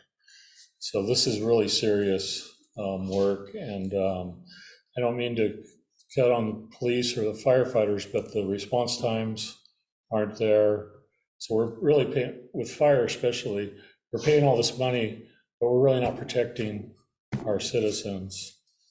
So I think you guys are aware of that, but I thought it was worth mentioning. So let's, good luck. Let's dive into Exhibit B. So Exhibit B in our council packet lists, let's see here, with regards to law enforcement, it lists 11 topics that we as an ad hoc committee determined were necessary questions that we need to get answered before moving forward. And to touch on what Councilor White brought up there a few minutes ago, number 11 is getting an analysis done on by a commercial real estate broker to determine the market rate for leasing the Troutdale Police Community Center and recommendations for appropriate lease terms. So I think that's, to speak, you know, bluntly, this, with regards to police, this building is a really good bargaining chip that we have as the city, because this is our house that they're renting from us. I think it would be wise for us to look in and find out what this building would rent for, you know, at market rate. And I think that needs to be a part of the next contract, with language in there that says that it adjusts. You know, I don't know what language it says, because I don't know anything about commercial real estate, but with language that covers us if the rate goes up year in year, and if that's something we can possibly do.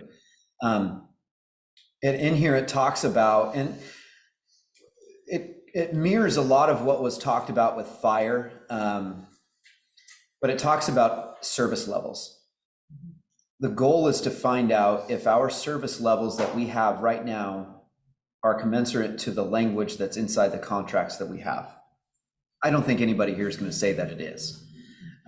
Moving forward, we need to find out if those service levels that we're getting are good and what we want on the next contract, if we decide to do that, or if they're not good. And we need some type of language in the next contract, if we decide to do that, where we hold the sheriff's department, Multnomah County, not the sheriffs, obviously, the Multnomah County Board and the sheriff accountable for the deviation from the contract language that we agree on.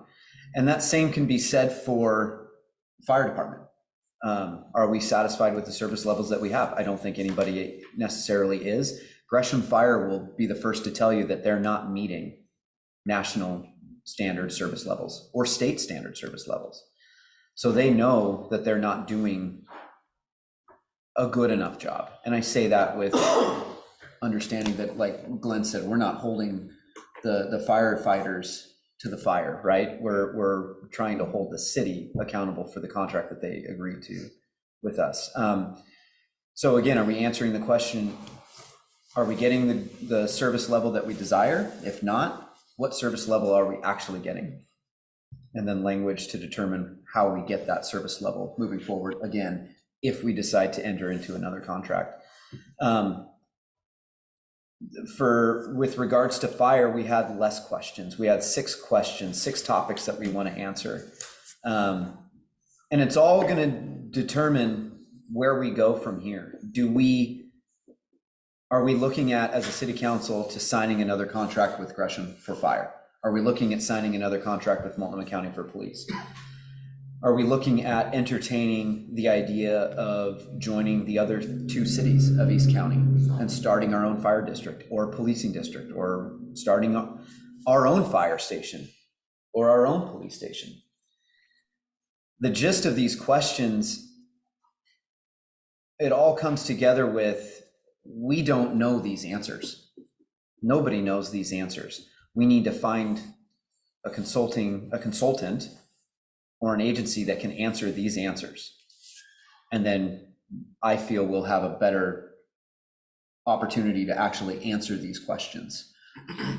I would love to live in a world where Troutdale has its own fire department and its own police department. Can we afford it? I don't know. Maybe not. Who knows? I don't have that dollar amount in front of me. We need to get that dollar amount. We need to get the dollar amount that says, if the 3 cities decide to go and contract together and create a fire district, what that would look like. We need to get a dollar amount if the 3 cities decide to join District 10 and start a fire district centered around District 10's taxable rate, permanent taxing rate, what that could look like. Or we need to figure out what it could look like if we sign again with Gresham or Multnomah County. I'm looking at this as information, like Councilor Glantz said, more information is better, and we need more information. But I'm also looking at this as information for bargaining. If we do decide that we are going to entertain going back with Gresham or Multnomah County, we need to have bargaining chips, and we need to know what we're coming to the table with. We also need to have alternative options in case we need to go heavy at negotiations and determine, we know what the cost is if we do this ourselves. We're not going to let Gresham tell us we can't afford it, but we need that information. Any comments or Councilor Glantz? Yep. One of the things I was going to ask is, on the Exhibit B, shouldn't there be some kind of general meeting with Fairview and Wood Village to say, is this something you're even considering? Just so we kind of know as we put this together what we're looking at. Yeah, and I'll say just really quick from a mayor standpoint, the 3 cities, and including Gresham, but for the most part, the 3 cities mayors have been discussing this. We've discussed it with Gresham. Obviously, Gresham is coming to the table with, you can't afford it. If you try to do this without us, you can't do it. You have to go with us. And if you don't do it, you're idiots. Literally, that's the language coming during those meetings. Again, I don't know that. Maybe we are, but I need someone else to tell me other than the benefactors of this contract. I'm sorry, Wood Village and Fairview are very much, and Ray can speak to this because he's met with city managers also. They're very much entertaining the option of looking at what this could look like with the three cities together. But I will say, Wood Village went as far as commissioning a study through USC at what it would look like for Wood Village to start police and fire on their own, and what it could look like if the three cities, I have it up. And I wish I would have shared this beforehand and I didn't. I don't remember the date of the study, but it talks extensively about, and again, take it with a grain of salt because this is through the lens of Wood Village, but it talks about dollars and through the lens of USC, as far as what it could look like if the three cities determined to go together to form some sort of. April 2023 was the report from USC. April of this year, yeah. They have three different scenarios, allocation, basically how much it would cost the three cities due to demand, another cost for based on population, and another cost based on land area. Those costs don't incorporate startup costs, how much it costs to buy a fire truck, a ladder truck, to pay for the employees and the training. It just talks about continuing so on throughout the term of coming together as a three cities contract. And then it also talks about startup costs as well. I'm going to send this to Ray, and then I'm going to have Ray send this out to the council. I have it. Oh, do you have it? Okay, thank you. Yeah, we may have to find a Dropbox because it's a fairly large file. It is. And it's got a lot of good information on it. And yes, it sort of seems like they might have done a lot of this heavy work for us. But again, this is through the lens of Wood Village. And I'm not saying that as a disparaging comment. I'm just saying, yeah, it's good information to have, but I think we still need to figure out for ourselves that number as well. And if it jives with this study that Wood Village has. It also talks about fire departments serving cities the size of Wood Village. So Wood Village is just over 4,000 population. 2% of fire departments serving cities that size are mostly career. So that means that there's the majority of the firefighters are career firefighters, not volunteer. 6% are mostly volunteer, so more volunteer than FTEs. 92% are all volunteer, and 0% are career fire stations. So again, it kind of through the lens of Wood Village, but that gives you an idea. They're 4,000. The three of our cities combined, I think, are less than 32,000. It gives comparisons for, I think, the city of Kaiser. City of Kaiser is around 32,000, and they pay, I want to say, around just over 9 million, just under 9.5 million for the Kaiser Fire District. And again, that's almost equal to the size of the three cities combined. The numbers that they come up with, that USC came up with regards to based on demand and based on population and based on land area, were just about that same number. So again, good information. Ray's going to send that out. Gresham had another study done as well. Now that's through the lens of Gresham, and it says that, again, we'd be stupid to consider doing this on our own. But it's got good information in there too that I think we should all have and be able to chew on and digest as well. So I kind of spit a bunch at everybody right there, but if there's questions, let's get into some questions. Councilor One. This last paragraph says, during your meetings, you reviewed a substantial amount of information received, input from 5 experts in fire and police. So just talk about what you guys learned from the people that talk to you. If you learned nothing, that's fine. I guess I'm not feeling like I'm getting a lot of information on what you guys did besides come up with some questions that should have been your guys' questions to start with, as far as I'm concerned. Yeah. So we had several people that came and spoke to us. So we had Dave Nelson, who is our former Troutdale chief city manager, came and talked about local control, going to MCSO. We talked a little bit about looking at cost of figures. What did it cost back then? Of course, now we're talking 10 years ago, so of course cost is going to go up. Looking at what the contract is now, what we want, what we didn't get in the contract and paid for. He also discussed the history of Troutdale, of our, I'm talking police.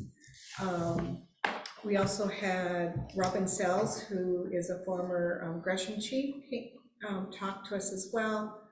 And he talked also about some of the issues that Troutdale, or that Gresham has, and then he did talk about the three cities approach, that, he thought it would be a good idea to look at that. He also did mention that issues with BOAC needs to really be addressed, because there are a lot of issues with BOAC right now. We had Monty Reiser, who is a former Troutdale chief and chief deputy of MCSO came. And he actually was here when we went through this process, but he didn't live in Troutdale. His recommendation is that we really look at all the levels of command staff to the different levels in the department, and do a proper audit of what services that we need and we want and what we're paying for. So there was a lot of agreement amongst them. He also recommended that we looked at insufficiencies that are existing or have existed and how we dealt with those. Positives is we have 24/7 coverage, sergeant coverage with MCSO. We didn't have, I believe, with Troutdale, but I'm wrong on that.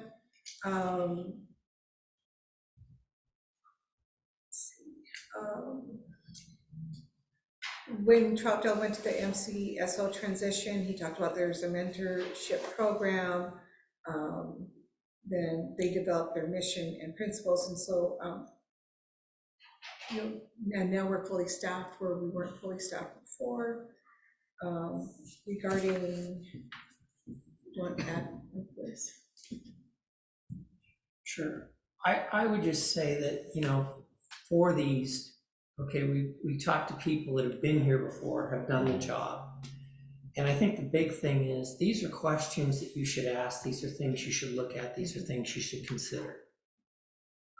Those are my big takeaways from it is, this is a big decision. Make sure you think about this, make sure you ask this question, make sure you do this step. And like for fire, we had Mitch Snyder, who was the prior Gresham fire chief. And we also had Mike McKeel, who's on the board of Fire District 10. Those guys in particular were very valuable with their information on the whole fire system, how it works, what you can do, what you can't do, and especially how it works as far as the taxing district and those types of things, which I think are really important pieces for us to look at this time, like I said. Did you guys talk about what your wants are from law enforcement and fire?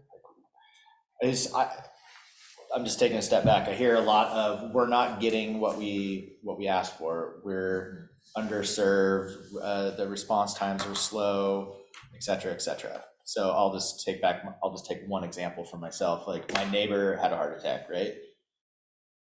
I mean, we called 911 and the fire truck was the first one there. Okay, then the ambulance showed up, but they were there within, I would say, I'm just trying to think because I was doing other things as I was trying to, but within probably 4 or 5 minutes.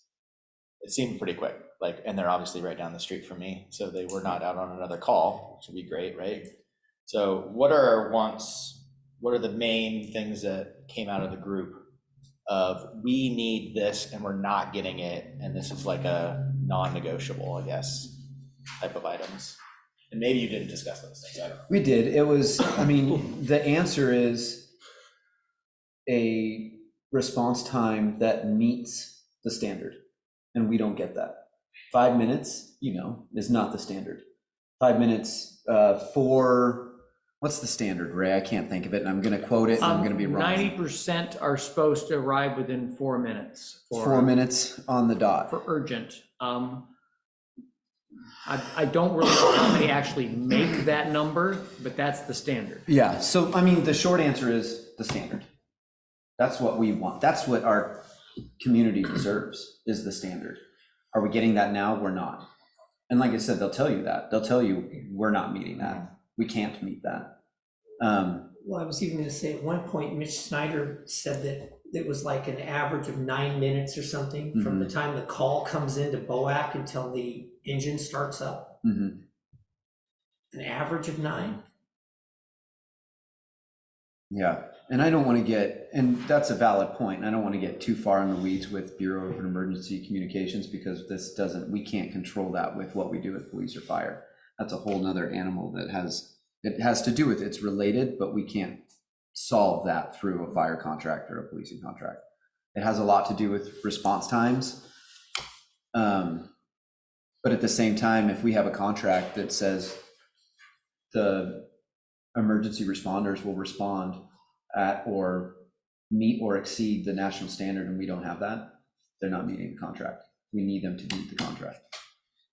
So is there, in the contract now, there's obviously language of things they're supposed to provide to us, and when they don't provide those things to us, say us, whatever, but what's the consequence to that? So like police, Ray. Right. Yeah. That's what and I guess that was my thing, is like, so if you create a contract and you basically don't have any consequences, why even have the contract? Or what motivation does someone have to provide a contract or provide services to you if there's no consequence to it? Yeah, if I could comment, in our fire contract, all it says for performance is, we'll give you the same service you have now, back in 2015. There was no response time numbers, there was no anything about, responses to it. In the law enforcement contract, it's a little different in that, because fire is, they come when you call. If you never called, then you didn't need them, so what would be a performance standard? You don't have any. However, for law enforcement, there is constant patrol. And so we have metrics where they have to have 2 patrol deputies in cars 24/7. They have to have a sergeant available 24/7. We have to have a command level staff person as our police chief. We have to have an administrative person. We are supposed to have people doing one detective work. It lays out FTEs and what they're supposed to provide to it. It's hard to metrics, like they said, we're supposed to get, our contract is based on 1 full-time detective for a whole year. Well, the sheriff's office has 5, 6, 7, 8 detectives. I mean, who counts how many hours each of them spend on Troutdale work, and what does it add up to? 1 FTE? I don't know. We don't know. It says we're supposed to get 2/3 of a command staff person to be our chief. Love them all. They've been great, but I don't think any of them have spent more than 10 to 20% of their time in any week in the last 7 years. And we point that out, but what are we going to do? There's no mechanism to enforce that. And that's why one of the recommendations is that we really work on making sure that our performance metrics are at least semi-enforceable in their consequences. I mean, you've all seen the paper that AMR, the county, it may be a victory or move, fined AMR $500,000 for not doing their metrics. Well, if you're not letting them have the tools to do their metrics, is that really effective? I don't know. But it's something we have to talk about. To answer back the other question, Mayor, I had a couple comments on, what did you learn from all those experts? A couple things that hit me when we had law enforcement in here, and it applies to fire. Larger agencies like Gresham or Multnomah County, that we would never be for the 3 cities, have definite advantages to small jurisdictions. They have advantages in amount of training opportunities, promotional opportunities, variation in job duties, and moving to different responsibilities in the department. They have better recruiting and retention. that generally can afford to pay more. So there's a lot of things that people will look for that a large agency can provide that a 3 cities police or fire department would never be able to provide. That's just one of the things to have to consider. The other thing is that if we partnered with Gresham for law enforcement, there is a tendency, and I'll just leave it at this, to the west side of the city of Gresham to get a lot of calls, and a lot of cars are drifting to the west side away from the east side. That would be problematic with Gresham. Creating a new fire department versus joining or creating a fire district or continuing with Gresham has its own problems. Of course, you've got that problem with smaller agencies have built-in handicaps against large agencies, but unlike a police building, we don't own any fire stations. If you looked at the report, and I'll get it to you, just to buy the trucks that you would need for a 3 cities fire department is $4.2 million. Then you got to put on top of it $10 or $12 million to build the building, $3 or $4 million to buy the property for just one fire station. You're looking at a minimum of $20 million of capital cost, and we have to buy the little oxygen masks and all the equipment that you need for a fire department. You're looking easily $20 million. You can't do that with the citizens providing a levy. You just can't. And so that's the citizens who have to weigh in on that. The last thing is that we are one of the few cities in the metro area that actually pays for our fire service from our general fund. Most of the cities in the metro area are part of a fire district. Walton Valley Fire is huge, Clackamas County Fire is huge, and it's doubly detrimental to our finances because our permanent tax rates, which were set 25 plus years ago at arbitrary numbers without accounting for the future, are roughly $3.50 per thousand. The city of Portland that does have their own fire department, their permanent tax rate is over $7 per thousand. So they have a lot more resources than the 4 cities out here. And that's why all of us, especially Gresham and Fairview, are experiencing significant general fund revenue issues, which pays for law enforcement and fire because of that permanent tax rate. If you joined a fire district, our tax rate for you homeowners in town or anybody would go up approximately $2.50 per thousand. You add that to our permanent tax rate of $3.71 in Troutdale, you're at $6.21 for a permanent tax rate, say. That's still less than the citizens of Portland pay for their tax rate. So it doesn't take us to an extreme amount if that's what the citizens decide to do. So those are all the interesting permutations that you have to go through and think about.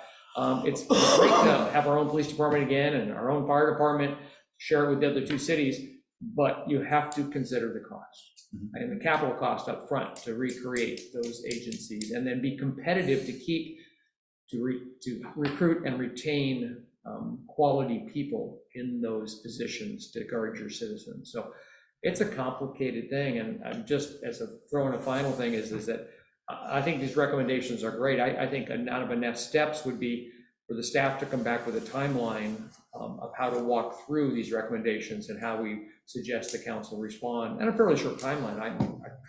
I'd put it on the January 9th agenda to review, and we'll come back with a tentative timeline to start doing both these things in the steps. And as the mayor said earlier, this is a constant discussion between myself, Wood Village, and Fairview city managers, and Nina from Gresham also.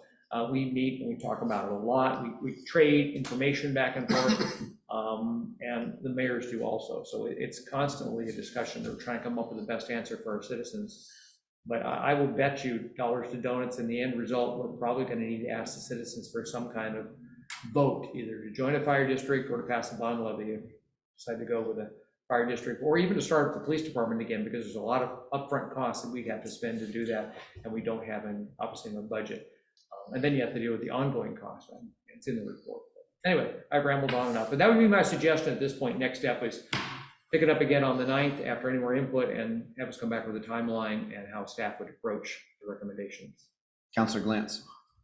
Now, one of the things I think we're missing is that, well, Gresham may tell us we're crazy, to not join them. I think Gresham has more to lose because they don't have the budget to run their fire department as it is.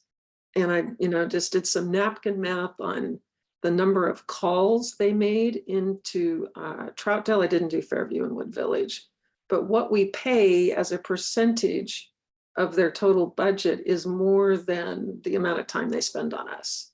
So I think they have as much to lose as we might as well. And I don't think we've talked about that. But you know, what happens if we all pull out that money? What does Gresham do? Okay, so they close what, 2 stations? That's not going to recoup for them the revenue they lose by losing us.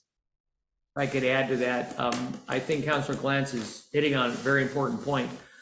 I understand the scuttlebutt in Gresham is that the individuals in the fire department are going to be very vocally against their next bond levy, the levy for more fees come next spring, because it is only a Band-Aid.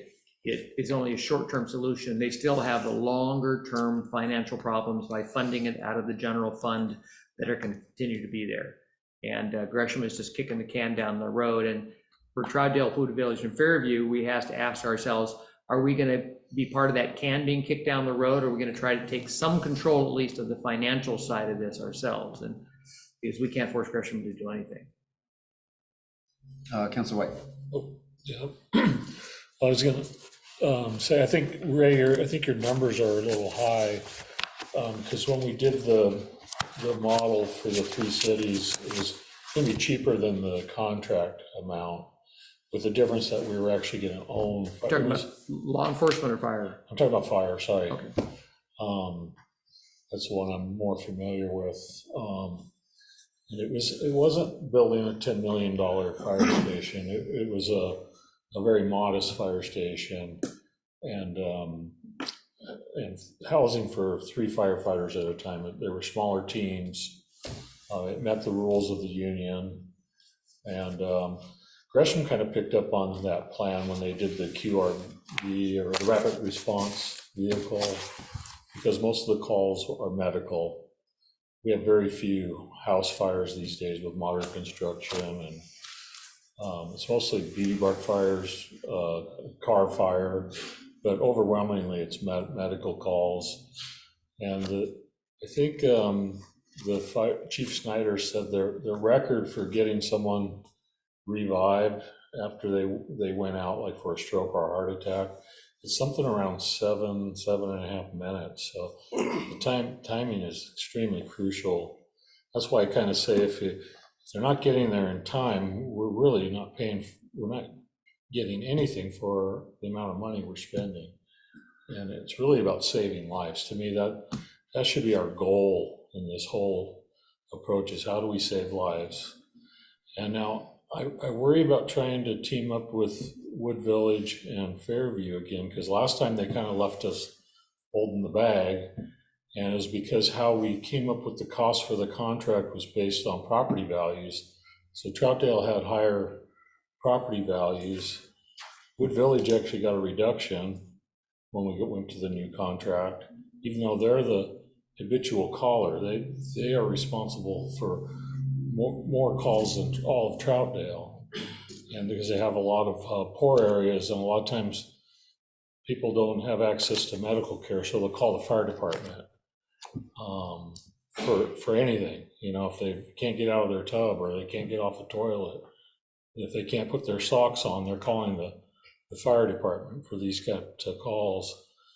And Troutdale ends up kind of subsidizing the other 2 cities.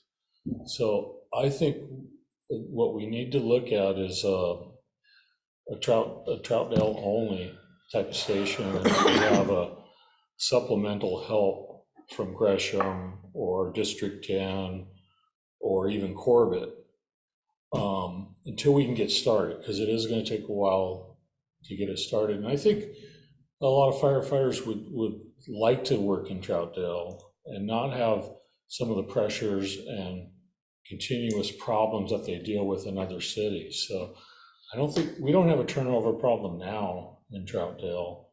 So I don't think we would with a fire department, but I think you're going to need to review that PowerPoint that was done, 9 years ago, and look at it from that approach. If we do a good job in Troutdale, then I think we could contract the other cities on our own. Because the other problem I see occurring is the congestion to go south up into Gresham is a lot harder than it is to go west into Wood Village and Fairview. It's just, and it's only gonna get worse, you know, with all these apartments being built. We know what the county's planning to do to 257th, which is shrink it down. That doesn't help us on our response times. So, and I think for fire, our only choice is to re-up with Gresham. The only district we can't start a new district is what the fire user board said. We'd have to join Fire District 10. They had some, Ray might remember the reasons, but do you remember that conversation? Well, no, we can create a fire district, but it's, again, it's the same problem that we have if Troutdale just does it, or Wood Village and Fairview do it with us. We don't have any equipment, we don't have any property, we don't have anything to do it. If you're creating a new district, really only works if Gresham does it also, because they bring their fire department with them. And then how to pay them for owning part of their fire department, that's another big thing too, because they own all these stations and a lot of equipment. The suggestion is that if all 4 cities joined Fire District 10, which is already established, that's an easier process than creating a new one. Gresham did some work on that. But then Gresham has to figure out, and they're trying to figure it out now, and they can't get any experts to help them at this point. They've knocked out 3 different requests for proposals and no one's picked them up on it. How do you combine an existing fire department with 100+ employees and tens of millions of dollars of property and equipment? And how do you sell that to a new fire district that covers you? And that's another complication. You know, cities have done that around the state, you know, many times over the years. It's still a complicated process. So it's just got a lot of moving pieces, all these options. Mm-hmm. Councilor Wittrin? I just wanted to chime in a little bit, and you know, the experts were great. It was a great process to get firsthand, to see it firsthand, hear it firsthand, be part of the working group. And really the experts were where we came up with these questions at the end of the day. They helped us frame it up. And when you talk about both of them citing here service levels and trying to get to those service levels, and that's where we're going to make our determinations from our subject matter experts and our whoever we get to consult here is. But going back to what Ray said and timelines, I don't think we can't wait on this. We need to do this quickly, fast, have a fire underneath us as quickly as we can, because this is going to creep up on us quicker than we all think. And if we have the answers in our pockets, and when Multnomah County comes or Gresham comes, we already have the answers, we're going to be better prepared. But honestly, I'm a little worried that we're already behind. So I'm all for trying to be as speedy in this and trying to get our consultants and trying to move this ball moving forward just as fast as possible. So. Councilor One? Yeah, I think that was my point, is that I heard talk of like, let's keep this thing going, and I don't really think you can put it on hold, but you guys don't really need to do anymore. We need to get these consultants hired. Right. We need the information yesterday to be able to formulate a plan of attack that probably is going to take a lot longer than even I would think it would take care of, would take. And I think that, man, starting your own fire is so expensive. Like, it's way more expensive than you would ever think it was. Like, just talking to people that I work with, you know, fire is very, very, very, very expensive to maintain and run, which is, you know, to me it makes sense. But I guess that, you know, trying to think of is part of this process to formulate a plan, and do suggestions and stuff to Gresham, because I think there's things that I see that are happening that maybe as fire does a lot of medical stuff. So how do we offset that medical stuff with what the fire does? And then that article that came out about Gresham Fire last week, I think said it perfectly, in that they have not increased their staff in 25 years. And they're serving something like 400 to 500% more people than they were back then without increasing their staff. So if you were to say, yeah, you're not getting what you want, I would say, yes, that's 1,000% correct. You can't be staffed to serve 10,000 people and then now serve 50,000 people. It just doesn't make sense. And for them to not change that model or to do anything about it just shows me that their lack of forethought into where they're at. And so I think there's definite, fire departments around the state that they can take and learn from of how to become more efficient. I mean, one thing would just be, instead of just having engines, is to have an ambulance at every, but that they'd have to increase their staff. And so there's a lot that we can suggest and whatnot, but I think the number one thing is holding people accountable for providing a service. What does that look like? Yeah, I mean, Ray said it in the beginning. We can suggest all kinds of things to Gresham. It's going to come down to whether or not their general fund is healthy enough to.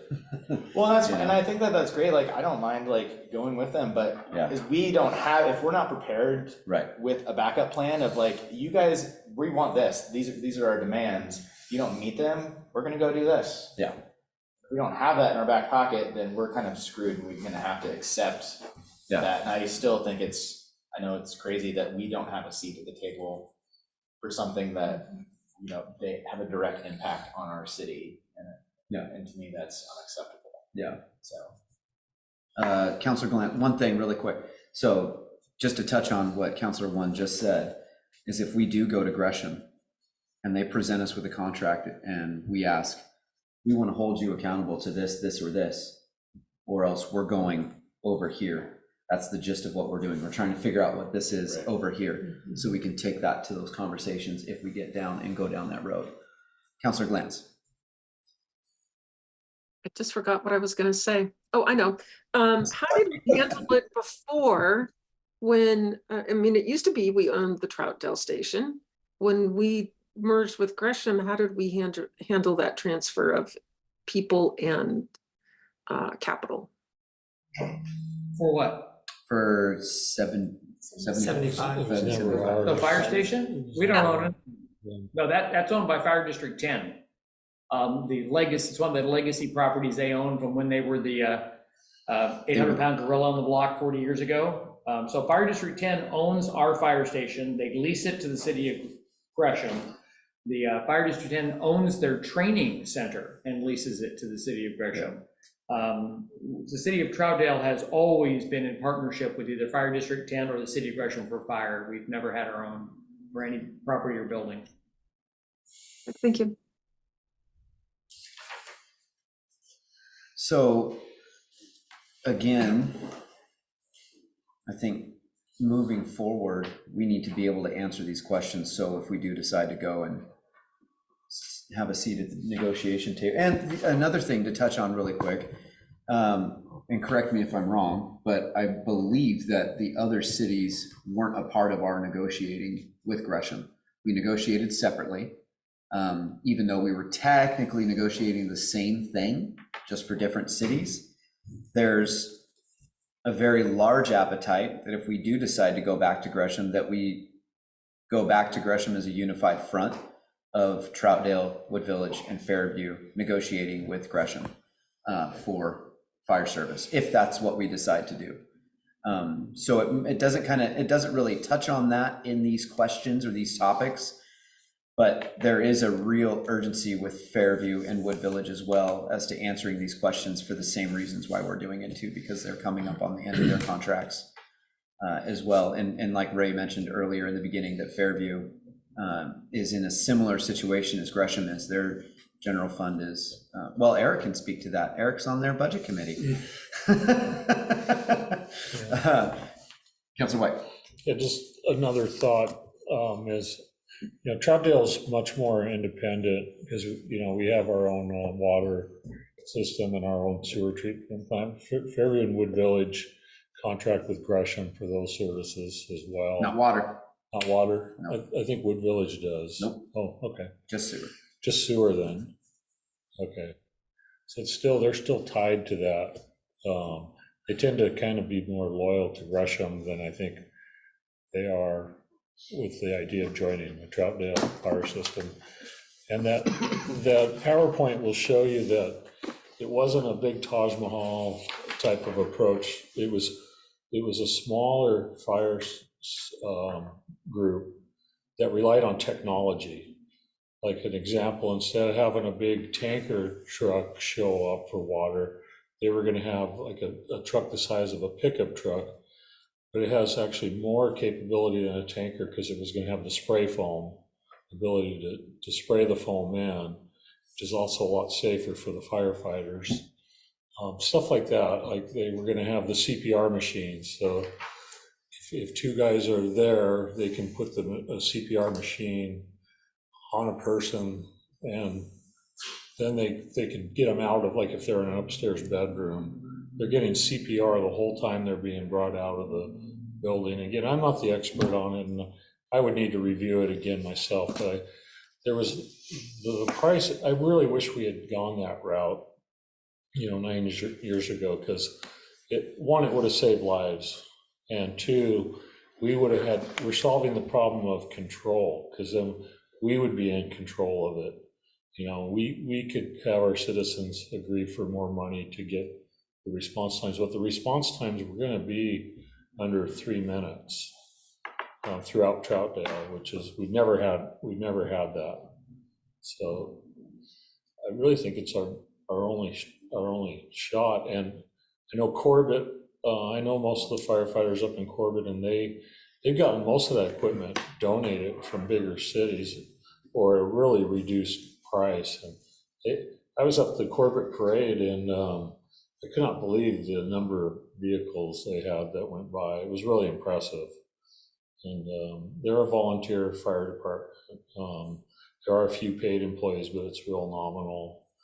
They do quite a good job, and they work closely with Gresham. They back each other up. So I really think it's our only option. The more independent Troutdale can be, I think the better off we're going to be in the long run. So and that's really what saved us in negotiations, was the thought of losing the 3 cities to doing their own fire station. And that's how we were able to get a pretty good deal last time. Anyway, I've said enough. So I think if we could, Exhibit B, number 1, review, hire a consultant to compare current service level, get information from similar sized cities regarding service levels, and determine what is desirable / recommended. I feel like the ask here, what the committee came up with, is number 1. Every other bullet point off this can be a subset from that number 1. Similar to Exhibit C, number 2, request a consultant to determine likely financial impact of voter-approved new fire district or annexation into Fire District 10, impact on citizens in the city's general fund, coordinate with Wood Village and Fairview for cost sharing. We can also add there, look at what it would cost for Troutdale. I forgot which East County city we were in. Troutdale, the cost of Troutdale Fire Department. And then again, everything here on Exhibit C, other than 2, can be a subset from 2. These are the answers that are going to come from that, I believe, from this consultant moving forward. So if there's any discussion from council, we'll take public comments as well. Quick question for Ray. Let me go to Sandy really quick, just because she raised her hand first. Sandy. Did we budget for any of this in terms of consultants? Or do we need to get this on a council agenda item to get that money approved? We did not budget for any consultant for any of this. I mean, we budgeted for a lot of consultants. Is there anything we can use?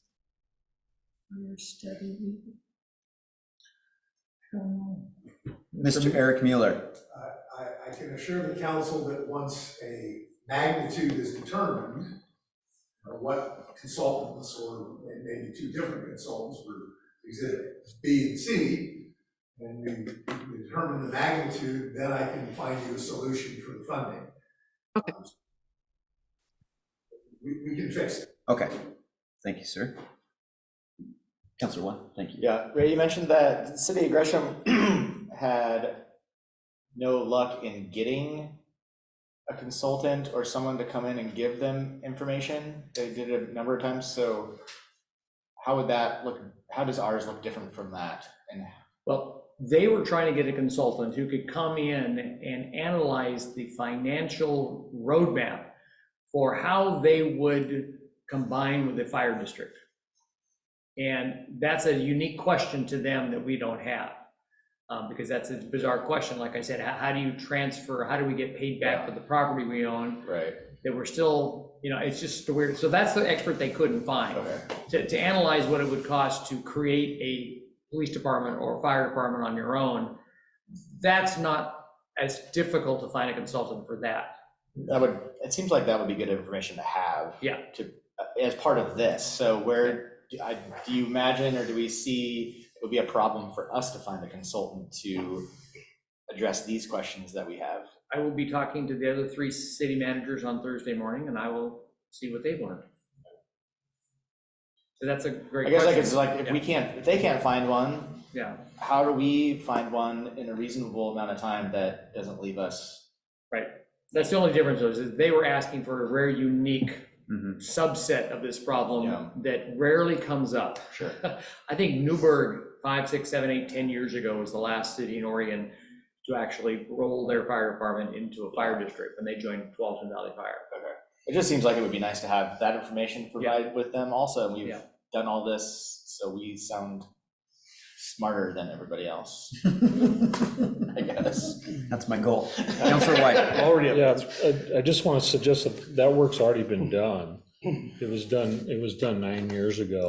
I don't think you can take something from 10 years ago and apply it to today, though. You would have to plug in new numbers, but the bulk of the work was done. I'll bet you that there's a lot that's changed in the landscape that I would be hesitant to.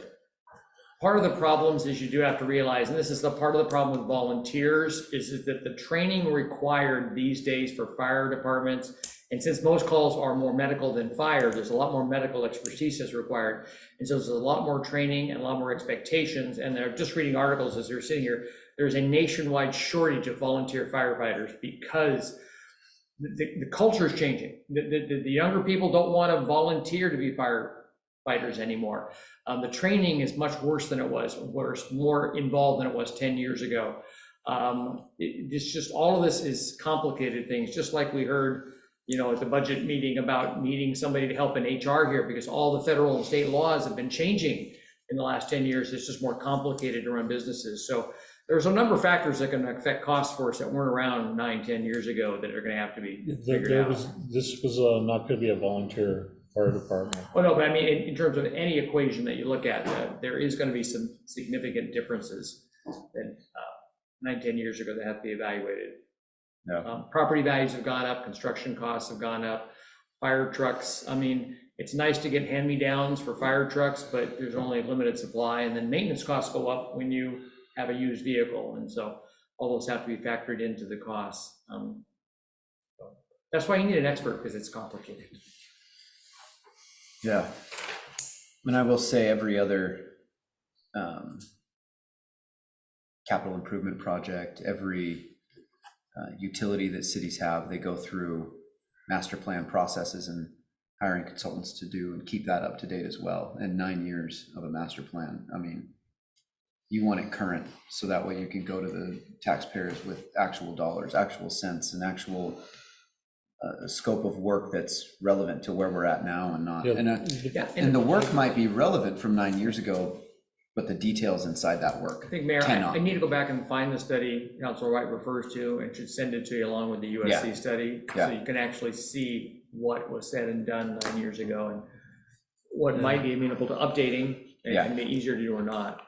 Yeah, I think that's a really good idea. It was like the reason I keep bringing it up, because it was a bare bones approach that actually provided better service than we're getting now for less money. So of course those costs are going to change, but what a great tool to start with. You actually have something you could show to a consultant, because I think if hire the wrong consultant, you're gonna get these 10,000 or $10 million quotes for a fire station, and that was never the design of this minimalist approach for a city our size. And it was I would have felt a lot safer having that than what we currently have. Nothing against Gresham Fire. It's not their fault.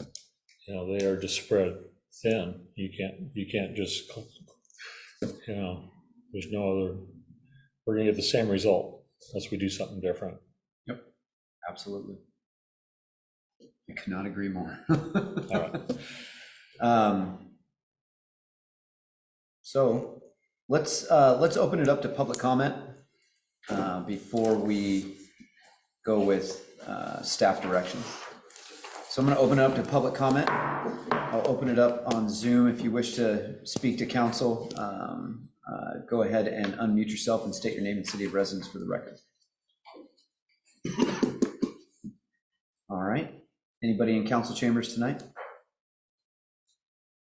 Okay, I'm gonna close public comment.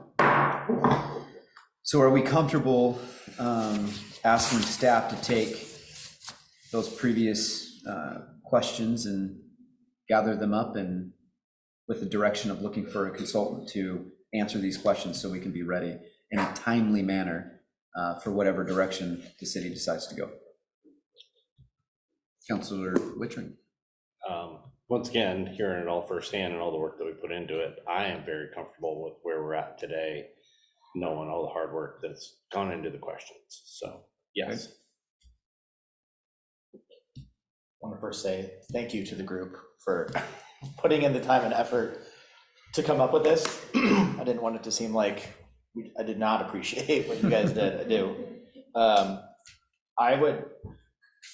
I think my only, yes, we need to have them answer these questions, but can we set a timeline? So I don't even know how much time it would take to put all the information together, because I know is the contract up at the end of next year? Yes. June. Does this need to be June of 2025? June of 2025, so we have a year and a half? Yeah. All right.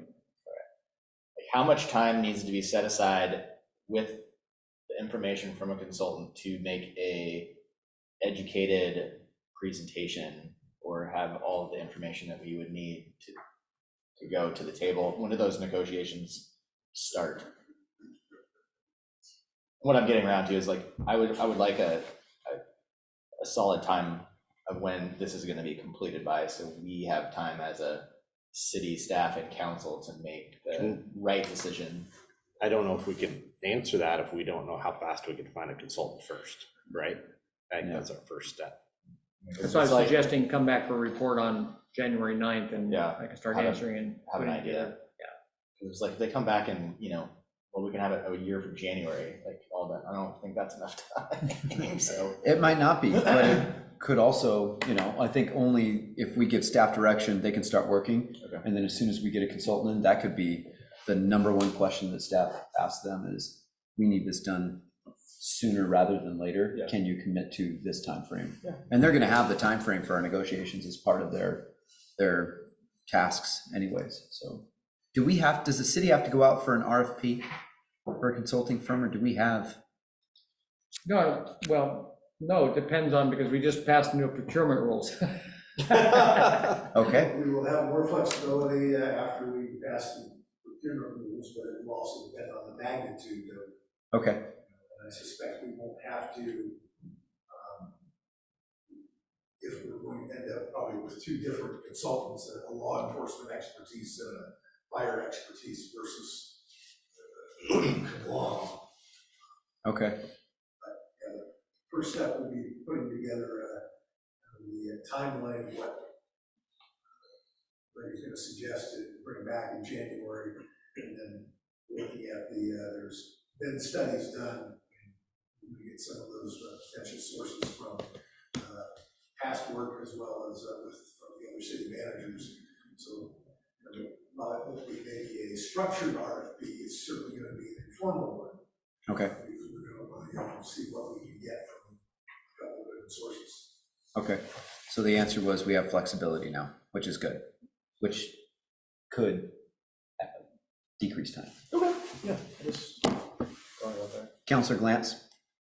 Will we be able to share some of these costs with Fairview and Wood Village, or is this something we want to know just for Troutdale? Yeah, that's gonna be how well Ray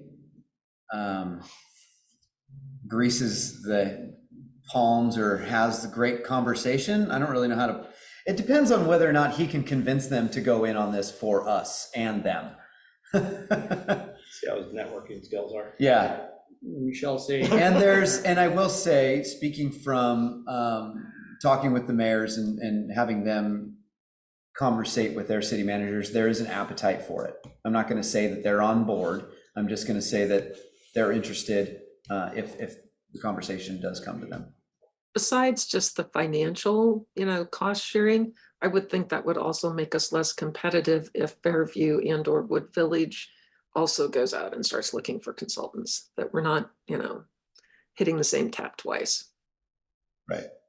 Yeah, that's a good point. Councilor Ritma.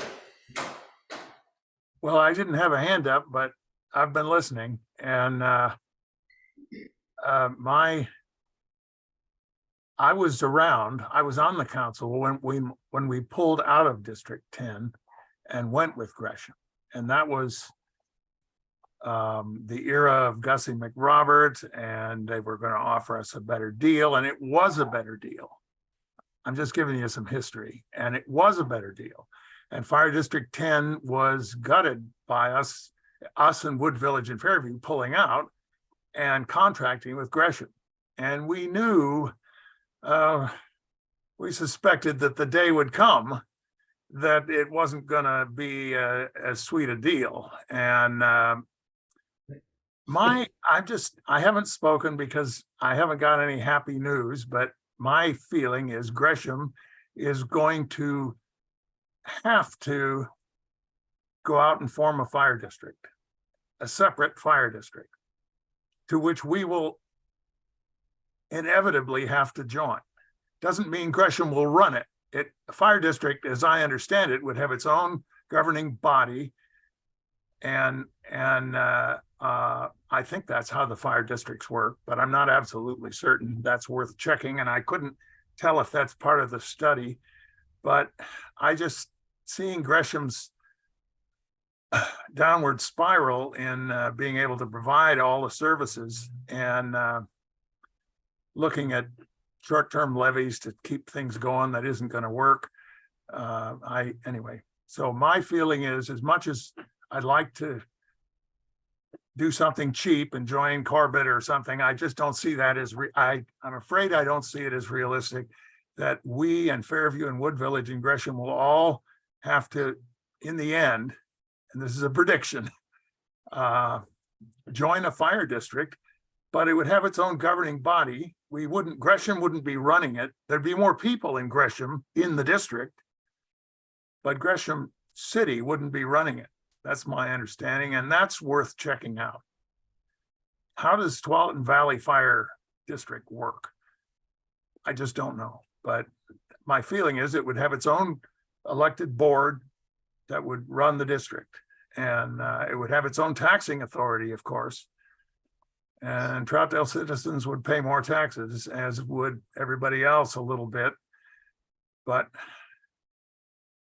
the current situation isn't sustainable. So you asked for my comment. I don't have any decent answers, but I sure have questions. And that's the main one, I guess. And if we're going to study something, could we please look at the pros and cons of that? Maybe that's part of this, but of that, by that, I mean a new fire district. I'm not in favor of the idea necessarily, but what would be the consequences if Gresham wanted to form a new fire district and we ended up basically having to join it because we're served by Gresham? It would be like that. I think, Ray, you mentioned Forest Grove, some other city where it happened 9 years ago, where a district was formed. Okay. That's all. Thank you, sir. Yeah, I will get to you the Portland State study, because it does do an analysis of the cost, two different operating to create our own fire department, and the cost depending on how big you want it to be. And now since populations are bigger out here, and we have Amazon, FedEx, and all the apartment complexes out here, I mean, the need is much greater. The average cost per thousand of assessed value in Troutdale would be $2 to $250 approximately. More than we're paying now to Gresham to form our own, but it would be comparable to what you would pay for a fire district. And then of course with the fire district, we do, as Councilor Ripma commented on, we would get some control, we'd get some vote on it and some say in what goes on. So yeah, I'll get this full report where it goes through the alternatives 10 years ago, the cost to create a fire department. But All right, thanks. not cheap. Is the idea behind a fire district to basically give us new revenue sourcing? Yes, actually, that is one of the primary reasons most cities in the metro area have gone that direction, because it provides a stable source of funding that doesn't require continual bond levies, which is what Gresham's trying to rely upon, and sets up a separate district that collects its own taxes for its services to provide that to everyone. So yes, it does. It provides new source of income. And as we've mentioned, I think before, and we talked about a lot in the committee, by taking the $2.6 million that we pay to Gresham Fire now for our fire services, and we get that money back in the general fund, it leaves us a lot more resources for police and parks, the other big drains on our general fund. So the citizens, benefit from stable funding, higher tax rates, but they also get more fire and park effort from the city. Okay. So I think you have your marching orders. I believe so, and I'm thinking I may, because of the size of these documents, I may have to do a thumb drive and have it delivered to your homes, or find a Dropbox which I'll have Sarah check with you to find out which is easier for you, to get a thumb drive or have a Dropbox and send you a link. Okay, thank you, sir. Councilor Glantz. What about the current committee? What are we doing with that?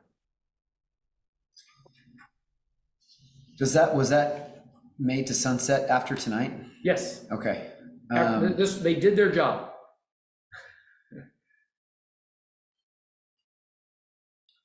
If we wanted to keep them going on, do we need to make a motion to do that? That would be probably appropriate. Or we could come back January 9th with a resolution.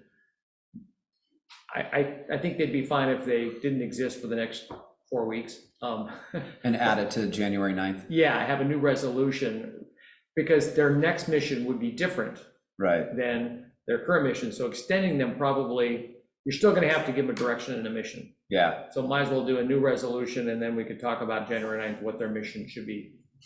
So let's, if everyone's comfortable with that, have staff come back with a resolution for that separately to this on the next council meeting, right? That's the next one. We're not coming together for the December. Correct. Okay. All right, if we're comfortable, then that's it for this. Thank you, everybody, for the discussion. That's fantastic.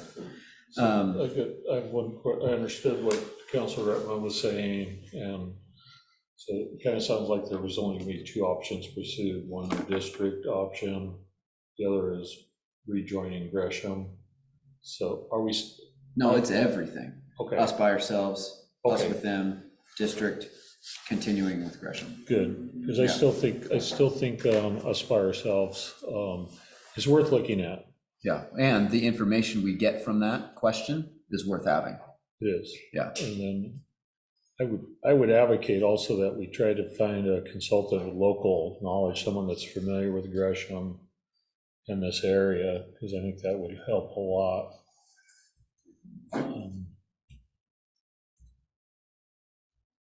Yeah, the problem is this is a niche type. Yeah.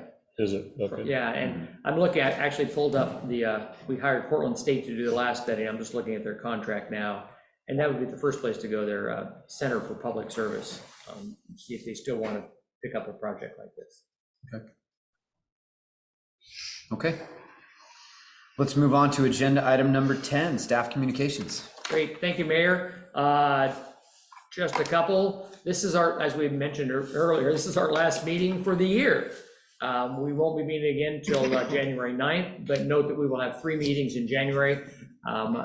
January 9th and 23rd council meetings, and on January 16th, we will have a URA meeting, not only for financial reasons such as the audit, but also we're probably going to get a full report with Capstone, and I'm going to invite, after the mayor and I discussed it, the TCAP to come join us that night to get an update, because that is actually the ending of our exclusive negotiating agreement with Capstone. So it'd be a good night to have that discussion. So plan on 3 meetings, second, third, and fourth Tuesday in January. Second of all, I sent you an email this afternoon. Look at it. Winter Wonderland weekend before last was an amazing success. We had 7,000 people in downtown Troutdale over the weekend for those events. The tree lighting, probably because the mayor, was there talking, there were probably 500 people in Mayor Square. It was for a crappy weekend weather-wise, it was a great turnout. So I sent you email that. And then this last weekend, we had Merry Movies over at Reynolds High School, packed house, 220 people. They ran out of cookies. They had to go get more. We're looking at expanding it for next year. So both the holiday events that the city put on were really amazingly loved by the citizens and had great turnout. So that was a great success. And finally, of course, we will be closed, city offices closed on December 25th and January 1st. Thank you, Mayor. Council Communications, Councilor Ritma. I wish everyone Merry Christmas, Happy New Year, and happy any other holidays you're celebrating. Councilor Glantz. Happy holidays. Councilor One. Happy holidays, be safe, and enjoy your time with loved ones. No. Councilor Wittrin. Yeah, follow that. Thanks everybody for finally, we could put the dog piece in a rearview mirror for a little bit. Thank you to staff and everybody that got through that. Thank you to the working group, public safety working group. So we're making headway. Once again, speed to action. I mean, we just need to get through that. And happy holidays to everybody, and I wish you all the best. Councilor White. Yeah, I was at the Merry Movie event. You ate all the cookies. With my grandkids. That's why. No, I just really want to thank the staff and the volunteers, because it was a lot of work. They had the cafeteria at the Reynolds High School all decorated. They had Mr. and Mrs. Santa Claus. They had a crafting table where the kids could make an ornament. They had hot food, hot chocolate, popcorn, treats, and cookies. And you could just tell it was an all-day project for them. So I just want to thank them for that. And for a lot of people that were there, it looked like they really needed the free event, and it was going to be a big part of their holiday. So it was nice to see. So with that, I want to wish everyone and their dog a Merry Christmas and Happy Hanukkah. Yeah, and I'll say thank you to staff for all the work they did around the tree lighting. I feel like this is the end of the city events for the calendar year. That was kind of like the big shebang. So staff, event staff gets a little bit of a break as we go into 2024. So I wish everybody a Merry Christmas and a Happy New Year. But Mr. Mueller will tell you our year's only halfway done. Yeah. We still got 6 more months of this fiscal, so we still have work to do. Thank you, everybody, for the discussion tonight. It was great. With that, I had a tie. Who wants to second? Second. Oh, Councilor Wittrin seconded. All in favor? Aye. All opposed? All right, everybody. Thank you. Have a good night. Have a good holiday.